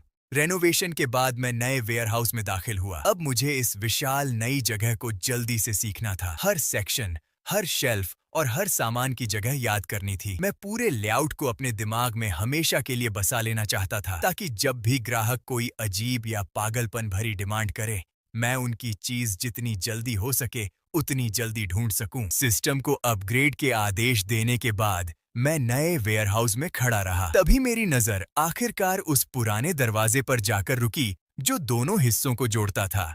सिस्टम, मेरे जाने से पहले अगले 30 मिनट में इस दरवाजे को भी ठीक कर दो। इसे बाहर की स्टाइल से मैच कर देना, वरना एक तरफ साइंस फिक्शन जैसी शेल्फ्स होंगी और दूसरी तरफ लग्जरी। दूसरी तरफ एक शानदार दरवाजा बीच में लगा होता तो वह पूरी तरह बेमेल लगता। मेरे जाने के बाद वह खुरदुरा पुराना दरवाजा चिकना हो गया और उसका हैंडल भी मैट फिनिश में बदल गया। सब कुछ खत्म होने के बाद मैं अपने थके हुए शरीर को घसीटते हुए वापस लाउंज में पहुंचा। अपनी पुरानी खाट पर लेटते ही अचानक मेरे दिमाग में एक बड़ा सवाल आया और मुझे सिस्टम से पूछना ही पड़ा। सिस्टम, एक सवाल है, अब वेयरहाउस इतना बड़ा हो गया है, अगर कोई ग्राहक गलती से अंदर पहुंच गया और यह सब देख लिया तो क्या होगा? चिंता मत कीजिए होस्ट, इस जगह पर कई सुरक्षा व्यवस्थाएं मौजूद हैं। आपकी अनुमति के बिना कोई भी जीवित प्राणी अंदर प्रवेश नहीं कर सकता और कोई भी चीज इस वेयरहाउस को नुकसान नहीं पहुंचा सकती। सिस्टम का जवाब सुनते ही मेरा तेजी से धड़कता दिल आखिरकार शांत हो गया। मैंने लंबी सांस ली और मेरा तनाव धीरे धीरे खत्म होने लगा। भारी थकान ने पूरे शरीर को घेर लिया और मैं जल्द ही गहरी नींद में सो गया। अगली सुबह जल्दी मैं लड़खड़ाते हुए पीछे वाले कमरे से बाहर निकला, लेकिन जैसे ही दुकान के अंदर कदम रखा, मेरी पूरी नींद एक पल में उड़ गई। मैं पूरी तरह होश में आ चुका था। सामने का दृश्य देखकर मैं हैरान रह गया। क्या यह सच में मेरी हार्डवेयर की दुकान है? वह अंधेरी दुकान जिसमें टेढ़ी मेढ़ी शेल्फ्स थीं और पुराने इंजन ऑयल की गंध फैली रहती थी, अब पूरी तरह गायब हो चुकी थी। उसकी जगह अब एक साफ सुथरी, व्यवस्थित और चमकदार नई जगह खड़ी थी। पुरानी लकड़ी और लोहे की शेल्फ्स हटाकर उनकी जगह इंडस्ट्रियल शेल्विंग यूनिट्स लगा दी गई थीं। हर हार्डवेयर आइटम को अलग अलग कैटेगरी में बांटकर करीने से सजाया गया था। स्क्रू, नट और वॉशर को उनके आकार के हिसाब से साफ लेबल वाले बॉक्स में रखा गया था। रिंच, प्लायर और हथौड़े पेग बोर्ड पर टंगे हुए थे। अब यह सिर्फ एक हार्डवेयर स्टोर नहीं लग रहा था, ये किसी व्यवस्थित इंडस्ट्रियल शोरूम जैसा दिखाई दे रहा था। पहले वाला संकरा कांच का दरवाजा अब एक चौड़ा और चमकदार फ्रेमलेस डबल ग्लास डोर बन चुका था। उसकी चौड़ाई पहले से दोगुनी हो गई थी। इससे दुकान का सामने वाला हिस्सा बेहद शानदार दिख रहा था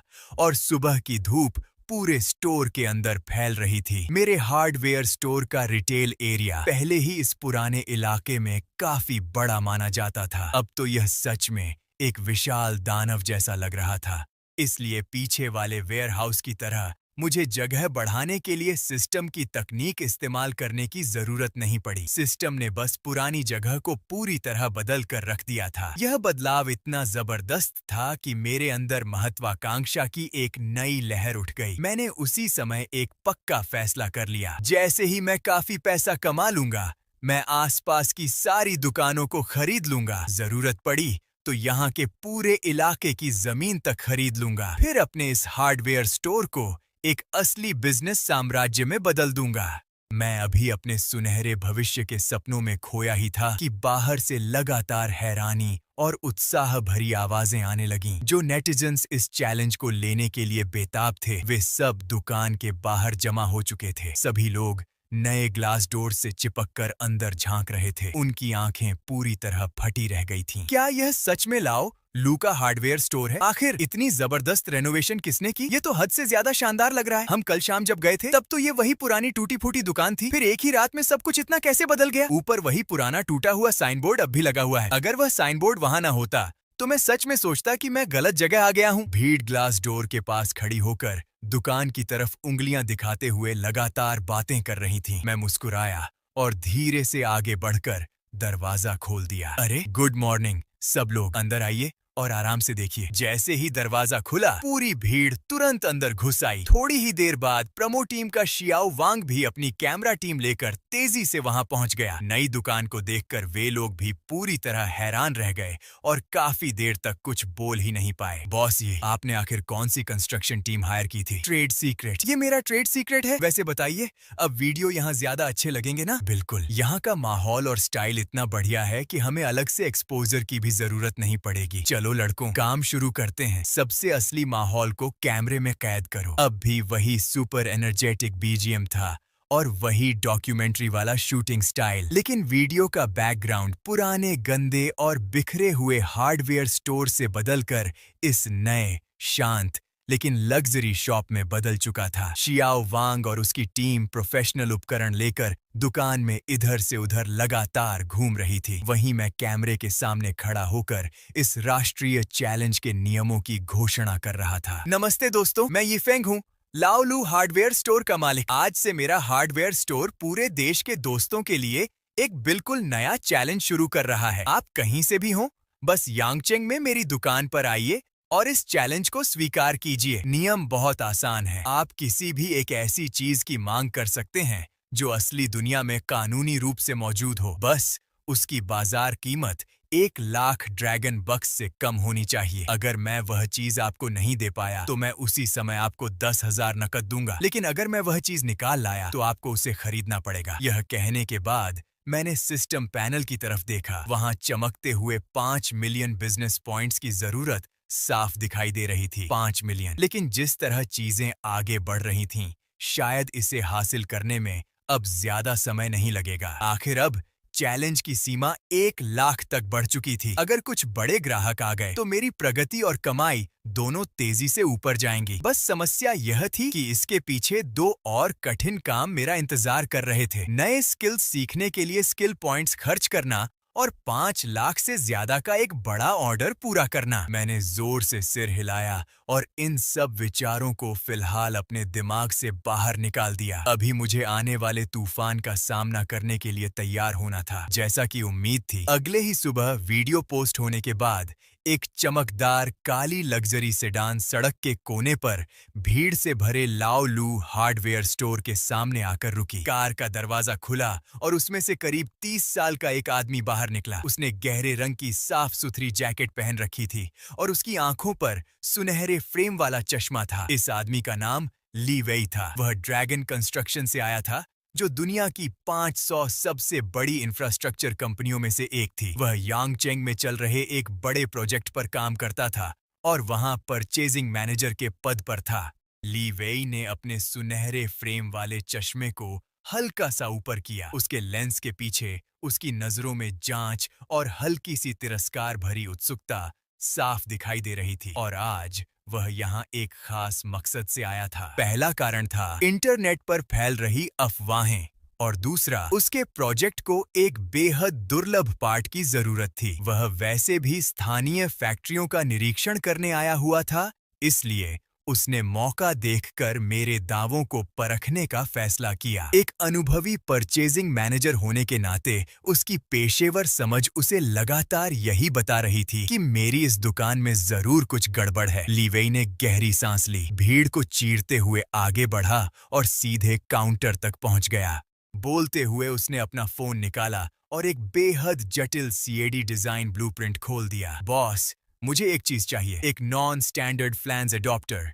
इसका मुख्य मटेरियल हैस्टेलॉय B3 होना चाहिए। एक तरफ DNADHG T20592 raised face flange होना चाहिए जिसकी PN16 प्रेशर रेटिंग हो। सबसे महत्वपूर्ण बात यह है कि दोनों फ्लैंज के सेंटर एक्सिस के बीच बिल्कुल 15 डिग्री का एंगल होना चाहिए। सभी सीलिंग सरफेस की रफनेस RA 1.6 तक पहुंचनी चाहिए। पूरा पार्ट एक ही पीस में बना होना चाहिए। किसी भी तरह की वेल्डिंग बिल्कुल स्वीकार नहीं होगी। इसके अलावा मुझे 100% एक्सरे इंस्पेक्शन रिपोर्ट भी चाहिए ताकि यह साबित हो सके कि अंदर जरा सी भी खराबी नहीं है। इतना कहने के बाद उसने सिर उठाया और जलती हुई नजरों से मुझे घूरने लगा। साफ था कि वह इंडस्ट्री के सबसे ऊंचे मानकों का इस्तेमाल करके इस छोटी सी दुकान को अंतिम चुनौती देना चाहता था।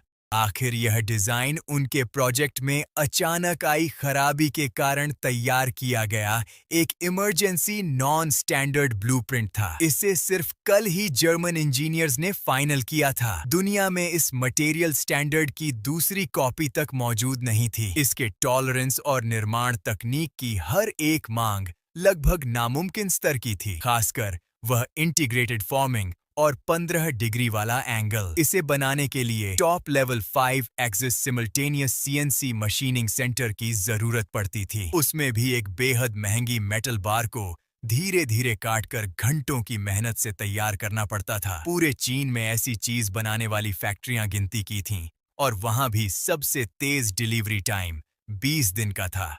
आज वह यह सब सिर्फ इसलिए लेकर आया था ताकि इस नामुमकिन पहाड़ जैसी चुनौती से इस दुकान की सर्वशक्तिमान छवि को पूरी तरह कुचल सके। हमारे आसपास की हवा जैसे अचानक जम सी गई थी। वहां मौजूद हर इंसान साफ समझ गया था कि यह बड़ा आदमी यहाँ माहौल खराब करने आया है। मैंने उसके फोन में दिख रहे ब्लूप्रिंट को ध्यान से नीचे झुककर देखा, लेकिन मेरे चेहरे पर जरा सी भी शिकन नहीं आई। 1 मिनट बाद जब ली वेई मेरा मजाक उड़ाने ही वाला था, उससे पहले ही मैं बोल पड़ा, मेरे पास है। ली वेई की आंखें तुरंत सिकुड़ गईं। क्या?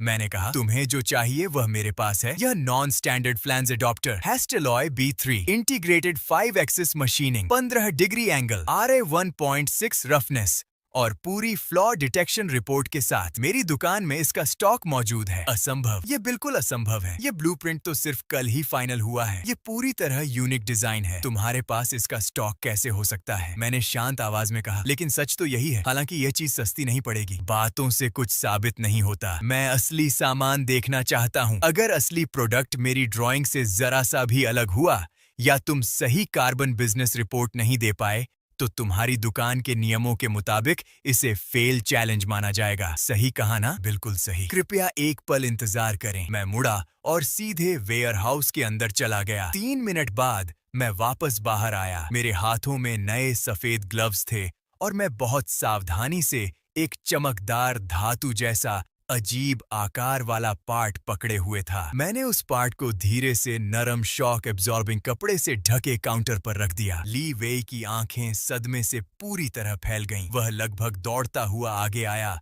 और दोनों हाथों से उस एडॉप्टर को पकड़ लिया। फिर कांपते हाथों से उसने अपना ब्रीफकेस खोला और उसमें से अपना डिजिटल कैलिपर निकाला जो 0.01 मिलीमीटर तक सटीक माप ले सकता था। साथ ही उसने फीलर गेज का सेट भी बाहर निकाला। फिर उसने सबके सामने उसी समय जांच शुरू कर दी। फ्लैंज का बाहरी व्यास 200 मिलीमीटर, बिल्कुल सही। Bolt hole centre distance 160 millimetre, perfect. Ceiling surface का रेज्ड और रिसेस्ड स्टेप। वह हर ऊंचाई को एक एक करके मापने लगा। धीरे धीरे उसके माथे पर ठंडा पसीना उभरने लगा। उसके हाथ भी कांपने लगे थे।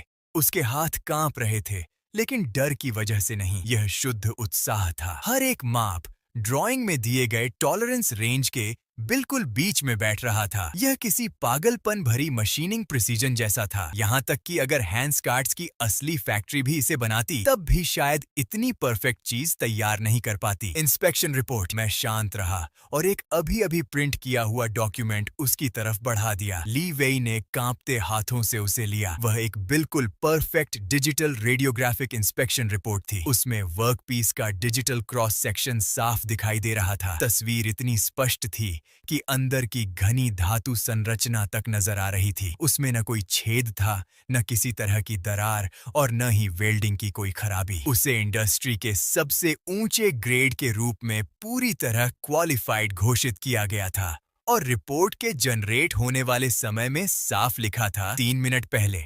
यह तुम लोगों ने आखिर कैसे किया? मैंने हल्की मुस्कान के साथ कहा, मैं एक हार्डवेयर स्टोर चलाता हूँ, बस इतना समझ लो कि यही मेरा काम है। यह एडॉप्टर और इसकी रिपोर्ट मिलाकर कुल 18,000 युआन होंगे। अगर सब ठीक लग रहा है तो आप अभी पेमेंट कर सकते हैं। 18,000, सिर्फ 18,000। यह कीमत हैंसकॉट फैक्ट्री के असली कोटेशन की 10वें हिस्से से भी कम थी और देश की टॉप मैन्युफैक्चरिंग फैक्ट्रियों के इमरजेंसी ऑर्डर शुल्क से तुलना करें तो यह लगभग आधी कीमत थी। लेकिन सबसे महत्वपूर्ण बात यह थी कि वह चीज अभी इसी वक्त उसके हाथों में मौजूद थी। यह स्टॉक में तैयार थी और उस समस्या को हल कर चुकी थी जिसने पूरे प्रोजेक्ट टीम को लगभग आधे महीने तक परेशान कर रखा था। अगर यह तकनीकी समस्या समय पर हल नहीं होती तो सिर्फ इस एक पार्ट की देरी से कंपनी को लाखों का नुकसान हो सकता था। लेकिन अब वह खतरा पूरी तरह टल चुका था। ली वेई दोनों हाथों से उस एडॉप्टर को ऐसे पकड़े हुए था जैसे वह कोई अनमोल खजाना हो। उसके हाथ हल्के हल्के कांप रहे थे जबकि वह अपने बैग से कंपनी का स्पेशल परचेज कार्ड निकाल रहा था। यही वह पार्ट है जिसकी हमारी कंपनी को तुरंत जरूरत थी। अभी के अभी पेमेंट करते हैं। कार्ड स्वाइप करने के बाद ली वेई ने बहुत सावधानी से एडॉप्टर और कार्बन रिपोर्ट को एक खास शॉक प्रूफ ब्रीफकेस में रख दिया। फिर उसने सिर उठाकर उस युवा आदमी को देखा जो शुरू से आखिर तक पूरी तरह शांत बना रहा था। अब उसकी आंखों में तिरस्कार का नामो निशान भी नहीं बचा था। बॉस, ये मेरा नाम ली वेई है। मैं लोंगाहुआ कंस्ट्रक्शन ग्रुप से हूँ। ये मेरा बिजनेस कार्ड है। अगर आपको कोई आपत्ति न हो तो कृपया इसे रख लीजिए। मैंने उसका कार्ड लिया, हल्का सा सिर हिलाया और बस इतना कहा, ठीक है। मैं जानबूझकर ठंडा व्यवहार नहीं कर रहा था। सच तो यह था कि मैं बहुत ज्यादा थक चुका था और ज्यादा बात करने का मन ही नहीं था। लेकिन मेरा वह छोटा सा ठीक है ली वेई के कानों में किसी स्वर्गीय संगीत जैसा लगा, क्योंकि उसके लिए इसका मतलब था कि अब उसके सामने हर तरह की सप्लाई चेन का एक नया दरवाजा खुल चुका है। और मुझे खुद इस बात का अंदाजा भी नहीं था कि मैंने जो छोटी सी डील यूं ही कर ली थी उसने एक अनुभवी प्रोक्योरमेंट मैनेजर को अंदर तक हिला दिया था। एक बेहद बड़ा ऑर्डर मिलने की संभावना अचानक हवा से पैदा हो चुकी थी। ली वेई की पूरी विजिट कई कैमरों में रिकॉर्ड हो चुकी थी। ऊपर से चैलेंज इवेंट को ऑफिशियल समर्थन भी मिल गया था, इसीलिए अब और भी ज्यादा लोग इसे देखने आने लगे।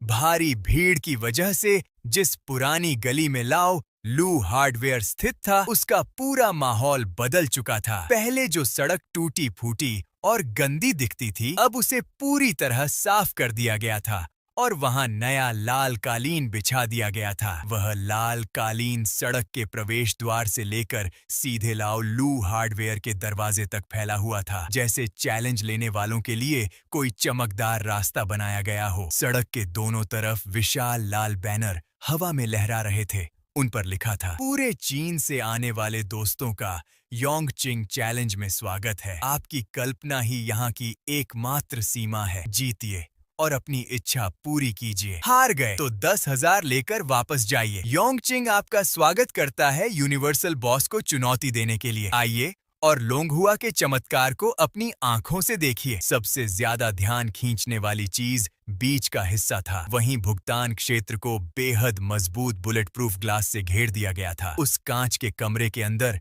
बिल्कुल नए नोटों की गड्डियां छोटे छोटे पहाड़ों की तरह जमा थीं। चमकदार लाल नोट रोशनी में दमक रहे थे और एक ऐसी चमक फैला रहे थे जिससे नजर हटाना मुश्किल था। यह सीधा और साफ इंतजाम बिना कुछ कहे ही आयोजकों के आत्मविश्वास और ईमानदारी को जाहिर कर रहा था। हार्डवेयर स्टोर के ठीक बाहर करीब आधा मीटर ऊंचा एक स्टेज बनाया गया था। उसके पीछे एक विशाल एलईडी स्क्रीन लगी थी जिस पर मेरा वह वायरल प्रोमो वीडियो लगातार चल रहा था जिसे 10 लाख लाइक्स मिल चुके थे। स्टेज के बीचों बीच सिर्फ एक साधारण काउंटर रखा था जहां मैं बैठकर लाइव स्ट्रीम करने वाला था। चैलेंज के नियम बड़े और साफ अक्षरों में लिखे हुए थे। हर चैलेंजर को पहले ऑनलाइन रजिस्ट्रेशन करना होगा, फिर अपनी आईडी के साथ मौके पर लॉटरी निकालनी होगी और मिले हुए नंबर के अनुसार अपनी बारी का इंतजार करना होगा। हर इंसान को दिन में सिर्फ एक मौका मिलेगा,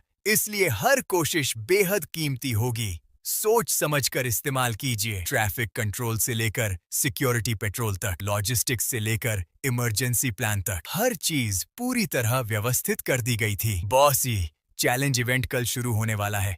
क्या आपको घबराहट हो रही है? हाँ, ऑनलाइन ट्रोल्स तो लगभग मुझे फाड़ ही डालना चाहते थे, लेकिन मुझे उसकी जरा भी परवाह नहीं है। चिंता मत कीजिए डायरेक्टर वांग, यह तो बस छोटी सी भीड़ है, मैं सब संभाल लूंगा। स्टाफ को विदा करने के बाद उस शाम मैं अकेला वापस हार्डवेयर स्टोर लौट आया। कुछ नए स्ट्रीमिंग डिवाइस चुपचाप कोने में रखे हुए थे। Panoramic action camera, hi-fi 11 microphone setup, यह सब मैंने सिस्टम स्टोर से खरीदा था। बिल्कुल टॉप लेवल का उपकरण, ताकि कल की लाइव स्ट्रीम शानदार दिखे। सच कहूं तो मैंने इसके लिए पूरी ताकत झोंक दी थी। मैं पीछे बने अपने साधारण बेडरूम में गया और अपनी चरमराती पुरानी खाट पर धम से बैठ गया। लेकिन आराम करने की बजाय अचानक मेरे दिमाग में एक नया विचार आया। मैं तुरंत पीछे वाले स्टोरेज में चला गया। वहां से गुजरते हुए मैं उन अनगिनत अद्भुत चीजों के बीच से निकला जिन्हें देखकर कोई भी इंजीनियर या कलेक्टर अपना होश खो दे। और आखिरकार मैं नए फूड सेक्शन तक पहुंच गया। वहां हर तरह की चीज मौजूद थी, हाई एंड खाने की चीजों से लेकर बेहद दुर्लभ सामग्री तक। 5 स्टार रेस्टोरेंट के महंगे व्यंजनों से लेकर गलियों में मिलने वाले मशहूर स्ट्रीट स्नैक्स तक, यहाँ सब कुछ मौजूद था। लेकिन मेरा इरादा पेट भरकर दावत उड़ाने का नहीं था। वे महंगे गौरमेट डिश इतने कीमती थे कि उनका एक निवाला भी मेरी आधे दिन की कमाई के बराबर पड़ता। सिर्फ बिक्री बढ़ाने के लिए इतना खर्च करना बेवकूफी होती। इसलिए मैंने बहुत सोच समझकर कुछ ऐसे खाने चुने जिनकी लागत बेहद कम थी, लेकिन स्वाद आम घर के खाने से कहीं ज्यादा शानदार था। साथ में बर्फ जैसी ठंडी सोडा की एक बोतल भी ली। फिर मैंने अकेले ही अपना छोटा सा प्री गेम बुफे शुरू कर दिया। खाना पीना खत्म करने के बाद मैंने संतुष्टि भरी डकार ली और वापस आराम करने चला गया। अपनी छोटी पुरानी खाट पर गिरते हुए मैंने दोनों हाथ सिर के पीछे रख लिए और ऊपर उस साधारण थोड़ा उबाऊ सीलिंग को घूरने लगा। मैं हर चीज के बारे में सोच रहा था और उस बड़े दिन का इंतजार कर रहा था जो इतिहास बनाने वाला था। धीरे धीरे मेरी आंखें भारी होने लगीं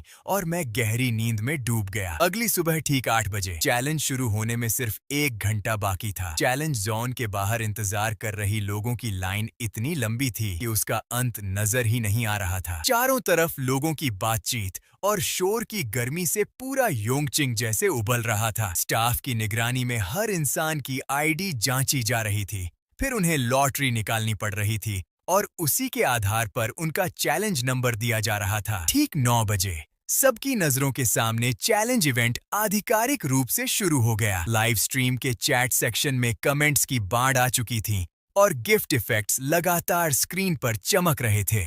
आखिरकार होस्ट ने शुरुआत की घोषणा की और एक 20-22 साल का युवा स्टेज पर चढ़कर आया। उसने काले फ्रेम वाला चश्मा पहन रखा था। उसका नाम जोची था और वह लेगो का बहुत बड़ा फैन था। मुझे एक लेगो सेट चाहिए, model 10179, first edition ultimate collector series millennium falcon. यह बिल्कुल नया होना चाहिए, बॉक्स कभी खुला ना हो। मुझे यूएस वर्जन चाहिए जिसके कोने बिल्कुल तेज और साफ हों, कहीं कोई डेंट या सफेद किनारे नहीं होने चाहिए। और सबसे महत्वपूर्ण बात, उसकी सील फैक्ट्री की असली सिंगल यूज ट्रांसपेरेंट टेप होनी चाहिए। दोबारा सील करने का जरा सा भी निशान नहीं होना चाहिए। उसकी बात खत्म होते ही वहां मौजूद ज्यादातर लोग उलझन में पड़ गए, क्योंकि लेगो सेट तो हर जगह बिकते हैं, लेकिन इस बार जो लोग सच में इस चीज की जानकारी रखते थे वे लाइव स्ट्रीम में पूरी तरह पागल हो चुके थे। शुरुआत ही धमाकेदार हुई थी।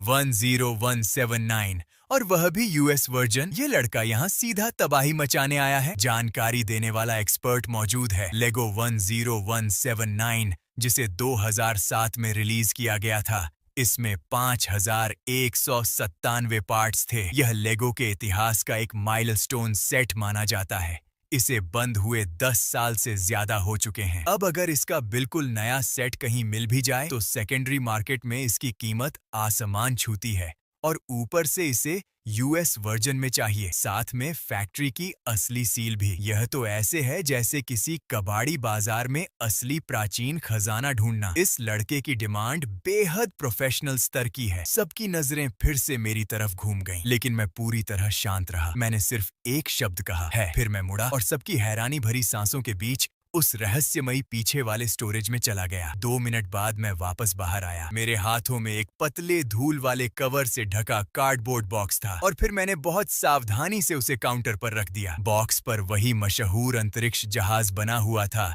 जिसने पूरे ब्रह्मांड में अपनी पहचान बनाई थी, मिलेनियम फाल्कन। जोची यह देखते ही सीधे काउंटर तक दौड़ पड़ा। इसके अष्टकोणीय कोने बिल्कुल तेज हैं। यहाँ इस वार्निंग लेबल की जगह और इसकी लिखावट देखो, ये सच में यूएस वर्जन है। मुझे सील चेक करने दो। वह झुककर बॉक्स को बंद करने वाली दोनों पारदर्शी टेप को ध्यान से देखने लगा। यह फैक्ट्री की असली वन टाइम सील है। यह असली है, सच में असली है। अचानक जोची सीधा खड़ा हो गया। उसका चेहरा उत्साह से लाल पड़ चुका था। उसने बॉक्स की तरफ इशारा किया और सबकी तरफ मुड़कर कांपती आवाज में चिल्लाया, तुम लोगों को पता भी है, मैं इसे 10 साल से ढूंढ रहा हूँ। मैंने तो इसे पाने के सपने तक देखे हैं। इतना कहते कहते वह लाइव टीवी पर ही रोने लगा। उसकी आंखों में आंसू भर आए थे। कैश या क्यूआर कोड? कितने पैसे होंगे? 50,000। कीमत सुनते ही जोची पूरी तरह जम गया और लाइव स्ट्रीम के दर्शक भी बेकाबू हो उठे। सबको लग रहा था कि मैं इसे बहुत सस्ते में बेच रहा हूँ, क्योंकि इंटरनेशनल ऑक्शन में इसकी शुरुआती बोली ही कम से कम 1.5 लाख से शुरू होती। जोची को अपने कानों पर यकीन ही नहीं हुआ। उसने कांपती आवाज में दोबारा पूछा, 50,000 लोंगहुआ डॉलर? मैंने शांत होकर कहा, हाँ। क्या तुम पेमेंट करना चाहते हो? जोची ऐसे घबरा गया जैसे उसे डर हो कि कहीं मैं अपना फैसला बदल न दूं। उसने जल्दी जल्दी अपना फोन निकाला और कांपते हाथों से पेमेंट कोड खोल दिया। ट्रांजैक्शन पूरा हो गया। फिर उसने उस बड़े बॉक्स को बहुत सावधानी से सीने से लगा लिया और मेरी तरफ गहराई से झुककर प्रणाम किया। धन्यवाद बॉस, आपने मेरा 10 साल पुराना सपना पूरा कर दिया। अपना सबसे बड़ा खजाना लेकर वह स्टेज से नीचे उतर गया। पूरी भीड़ की आंखों में अविश्वास भरा हुआ था। पहला चैलेंजर, मिशन पूरा। इसके बाद चैलेंज की रफ्तार और तेज हो गई। एक के बाद एक चमत्कार होने लगे। दूसरा चैलेंजर एक पढ़े लिखे और बेहद सभ्य दिखने वाले मध्य उम्र के आदमी थे। उनका चैलेंज काफी प्रोफेशनल था। बॉस, ये मैं खगोल विज्ञान का शौकीन हूँ।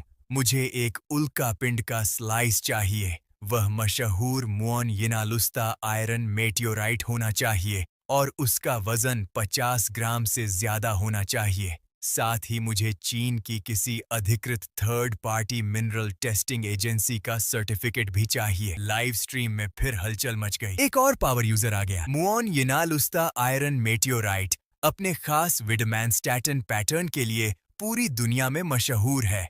हर एक टुकड़े का टेक्सचर बिल्कुल अलग होता है। यह चीज सोने से भी ज्यादा महंगी होती है और असली नकली पहचानना बेहद मुश्किल होता है। ऊपर से सर्टिफिकेट की मांग भी। यह सच में कठिन चुनौती थी, लेकिन मेरा जवाब हमेशा की तरह वही था, मेरे पास है। मैं फिर से पीछे वाले कमरे में गया और थोड़ी देर बाद एक मखमली डिब्बा लेकर वापस आया। जब मैंने उसे खोला तो उसके अंदर अनोखे क्रॉस पैटर्न वाला उल्का पिंड का एक स्लाइस शांतिपूर्वक रखा हुआ था। उसके बगल में नेशनल जियोलॉजिकल टेस्टिंग सेंटर द्वारा जारी किया गया सर्टिफिकेट भी था, जिस पर आधिकारिक मुहर और क्यूआर कोड मौजूद था। उस आदमी ने सफेद दस्ताने पहने और अपना मैग्नीफायर निकाला। फिर उसने बहुत ध्यान से उल्का पिंड के पैटर्न की तुलना सर्टिफिकेट में मौजूद फोटो से की। इसके बाद उसने अपने फोन से क्यूआर कोड स्कैन किया और सीधा ऑफिशियल वेरिफिकेशन पेज पर पहुंच गया।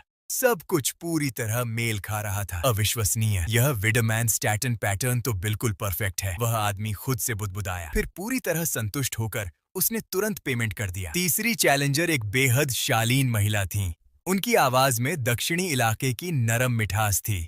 बॉस, ये मुझे सूजू एम्ब्रॉयडरी का एक तैयार पीस चाहिए। बस स्टॉक में होना चाहिए। ज्यादा मांग नहीं है।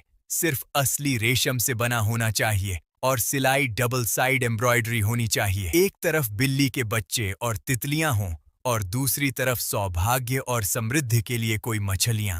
मेरे पास है। मैंने सामान के बीच से एक गोल एम्ब्रॉयडरी फ्रेम बाहर निकाला। उसे बेहद कीमती रोजवुड में सावधानी से जड़ा गया था। छिपाओ पहने वह महिला उसे देखते ही मंत्रमुग्ध हो गई। उसने धीरे से अपना रूमाल मुंह पर रख लिया और उसकी आंखें चमक उठीं। यह मास्टर शेन की फ्री स्टाइल नीडल वर्क है।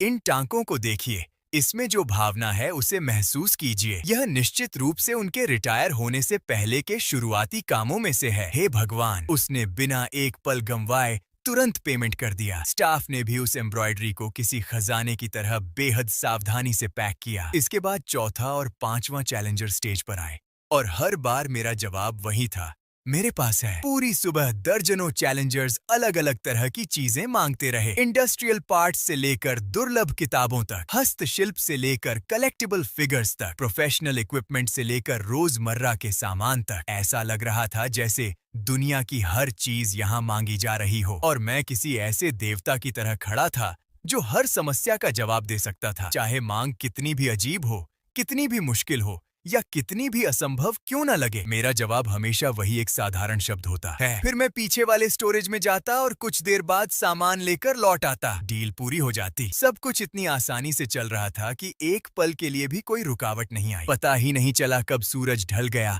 और रात तेजी से उतरने लगी। ड्रॉ के अनुसार दिन की आखिरी चैलेंजर धीरे धीरे स्टेज पर चढ़ी। वह एक शांत स्वभाव की युवा लड़की थी। उसने साधारण सी ड्रेस पहन रखी थी और उसके चेहरे पर चिंता और उम्मीद दोनों साफ दिखाई दे रहे थे।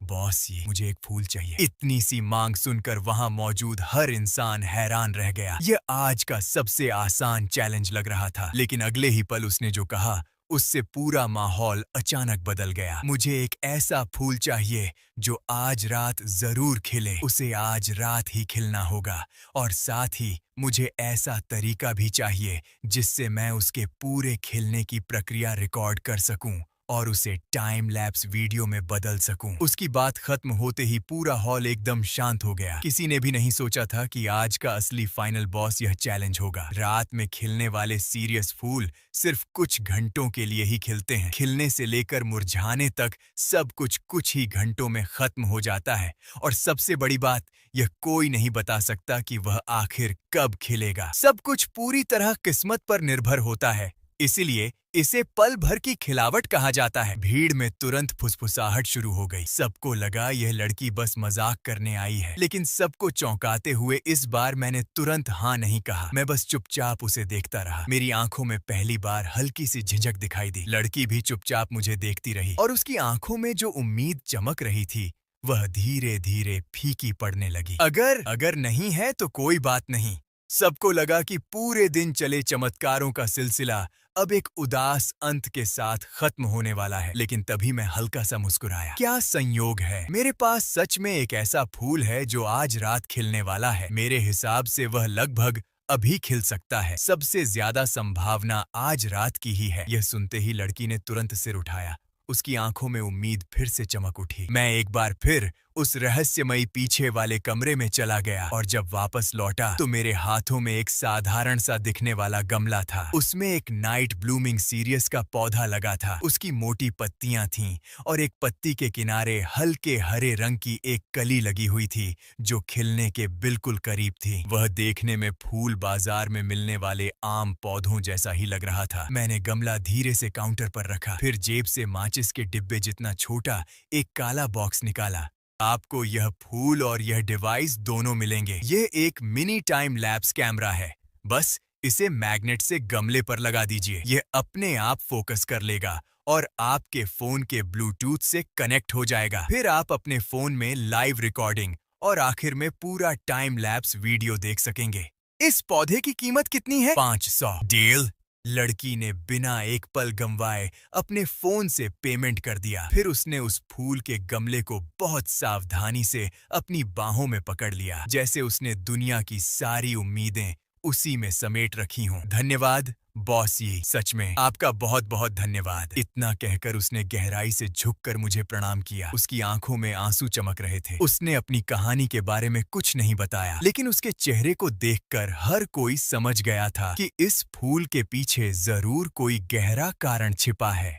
आखिरी चैलेंजर के जाने के साथ ही आज की प्रतियोगिता आधिकारिक रूप से खत्म हो गई, लेकिन कहानी अभी खत्म नहीं हुई थी। सबके दिल अब भी उस खिलने वाले कैक्टस के साथ जुड़े हुए थे। वह इंतजार ऐसा था जैसे कोई अदृश्य हाथ लाखों लोगों के दिलों को कसकर पकड़े हुए हो। लाइव स्ट्रीम खत्म होने के बाद भी लोग लगातार सोशल मीडिया रिफ्रेश कर रहे थे। सब उस आखिरी चमत्कारी पल का इंतजार कर रहे थे। जब आखिरी चैलेंजर भी नजरों से ओझल हो गया, तब जाकर पूरे दिन का शोर और उत्साह धीरे धीरे शांत होने लगा। होस्ट की जोशीली आवाज भी धीरे धीरे खत्म हो गई। जो लोग चैलेंज में हिस्सा नहीं ले पाए थे, वे भी भारी मन से वहां से लौटने लगे। मैं काउंटर के पीछे से बाहर निकला और स्ट्रीमिंग उपकरणों के पास जाकर खड़ा हो गया। ठंडे कैमरे की तरफ देखते हुए मैंने हल्की मुस्कान दी, हाथ हिलाया और कहा, कल फिर मिलते हैं। फिर मैंने लाइव स्ट्रीम बंद कर दी। एक पल में स्क्रीन काली हो गई। मौके पर मौजूद पूरी टीम अब अपना उत्साह छिपा नहीं पा रही थी। वे सभी जल्दी जल्दी मेरे आसपास जमा हो गए और बिना सोचे समझे मुझे थम्स अप दिखाने लगे। टूरिज्म बोर्ड के मिस्टर वांग के चेहरे पर इतनी बड़ी मुस्कान थी कि उनकी सारी झुर्रियां साफ दिखाई दे रही थीं। वह मेरे पास आए और मेरे कंधे पर जोर से हाथ रखा। उनकी आंखों में तारीफ और जिज्ञासा दोनों भरी हुई थीं। बहुत बढ़िया लड़के, सच में कमाल कर दिया तुमने। लेकिन पूरा दिन देखने के बाद मैंने एक बात नोटिस की है। वांग थोड़ा और करीब आए और धीरे आवाज में बोले, जहां तक मुझे पता है, आज तुमने जो खजाने जैसी चीजें बेची, उनकी कीमत बाजार से काफी कम थी। उदाहरण के लिए वही लेगो सेट। मैंने पास खड़े एक युवा एक्सपर्ट से सुना कि उसकी कीमत कम से कम 50,000 युआन है और तुमने उसे बेहद सस्ते में बेच दिया। फिर वह सूझू एम्ब्रॉयडरी वाला पीस, किसी मास्टर का काम सिर्फ 1 लाख युआन में खरीद लिया गया। यह तो लगभग मुफ्त में देने जैसा था। तो आखिर तुम्हारा प्लान क्या है? तुम ऐसा क्यों कर रहे हो? मैं बस रहस्यमयी अंदाज में मुस्कुराया। मिस्टर वांग, आपको क्या लगता है दुनिया का सबसे महंगा विज्ञापन कैसा होता है? सबसे महंगा विज्ञापन? हाँ, वह टाइम्स स्क्वायर वाले विज्ञापन नहीं होते और न ही स्प्रिंग फेस्टिवल गाला के करोड़ों वाले विज्ञापन। सबसे महंगे विज्ञापन वे होते हैं जिन्हें कोई देख ही नहीं पाता। मैं चाहे जितना पैसा खर्च करूं, अगर मैं अपने असली ग्राहकों तक नहीं पहुंच पाया तो सब बेकार है। लेकिन आज मैंने जो भी चीजें बेची, वे खुद एक जिंदा विज्ञापन बन गईं। वह लेगो वाला लड़का आज की कहानी अपने जानने वाले हर इंसान को सुनाएगा और वह एम्ब्रॉयडरी खरीदने वाली महिला उस पीस को सबसे खास जगह पर सजा कर रखेगी और हर आने वाले को दिखाएगी। और बदले में मुझे क्या मिला? लोगों की सच्ची तारीफ और असली वर्ड ऑफ माउथ। ऐसा असर कोई भी कमर्शियल विज्ञापन कभी नहीं बना सकता। इसे कहते हैं लंबा खेल खेलना। वांग जोर से हंस पड़े। लगता है हमारा यांगचेंग अब सच में एक असली ड्रैगन पैदा करने वाला है। लेकिन जब तुम बहुत बड़े आदमी बन जाओगे, तब ऐसा तो नहीं कि हमारा यांगचेंग छोड़कर चले जाओगे? हमारा यह छोटा सा शहर तुम्हें यूं आसानी से जाने नहीं देगा। मैं हल्का सा हंसा, फिर एक उंगली उठाकर हवा में एक बहुत बड़ा गोला खींचा। यह इस बात पर निर्भर करेगा कि यांगचेंग उस गोले को कितना सहारा दे सकता है। वांग एक पल के लिए चुप रह गए, लेकिन अगले ही सेकंड उन्हें मेरी बात पूरी तरह समझ आ गई। मुझे सिर्फ एक दुकान नहीं चाहिए थी, मुझे अपना इलाका चाहिए था, अपने बिजनेस साम्राज्य का एक हिस्सा। वांग तुरंत जोश में आ गए। उन्होंने अपने सीने पर हाथ मारा और जोर से हंस पड़े। कोई समस्या नहीं, जब तक तुम हमारे शहर में समृद्धि लाते रहोगे और इसे आगे बढ़ाते रहोगे, तब तक सब मुमकिन है। सिर्फ पुराना जिला ही नहीं, अगर तुम्हें ईस्ट सिटी वाला प्लॉट भी चाहिए, तो मैं वह भी तुम्हारे लिए दिलवा दूंगा। मुझ पर भरोसा रखो। वांग के इस वादे को सुनकर मैं संतुष्ट होकर मुस्कुरा दिया। हम दोनों ने एक दूसरे की तरफ देखा और हल्का सा मुस्कुराए। बिना कुछ कहे ही सब कुछ समझ में आ चुका था। गाइस, वीडियो यहीं पर खत्म होती है। अरे रुको रुको भाई, कहाँ भाग रहे हो? मैंने देखा आप सबकी थाली में सिर्फ दाल चावल और मैगी चल रही है। रोज रोज ये डिप्रेशन देख के मुझे बहुत दुख हुआ। इसलिए मैंने सोचा आप सबको एक एक फ्री बिरयानी +1 महीने का जोमैटो प्रो दिला दूं, क्योंकि हमारे लू चेन स्टोर में तो सब कुछ मिलता है भाई। इसीलिए मैंने लू चेन को पर्सनली मैसेज किया, पर वो बोल रहा है, अगर ये नल्ले भूखे लोगों को बिरयानी और गर्लफ्रेंड चाहिए तो पहले वीडियो को हाइप प्लस कमेंट करो, वरना कुछ नहीं मिलेगा। अरे भाई, ये बात मैंने नहीं, लू चेन ने कही है। उसे गाली दो, मुझे मत देना। और हाँ, मुझे कल सुबह तक इस वीडियो में 20,000 आवर हाइप चाहिए। कमेंट में लिखो बिरयानी चाहिए लू चेन और अपने 5 भूखे दोस्तों को टैग करो।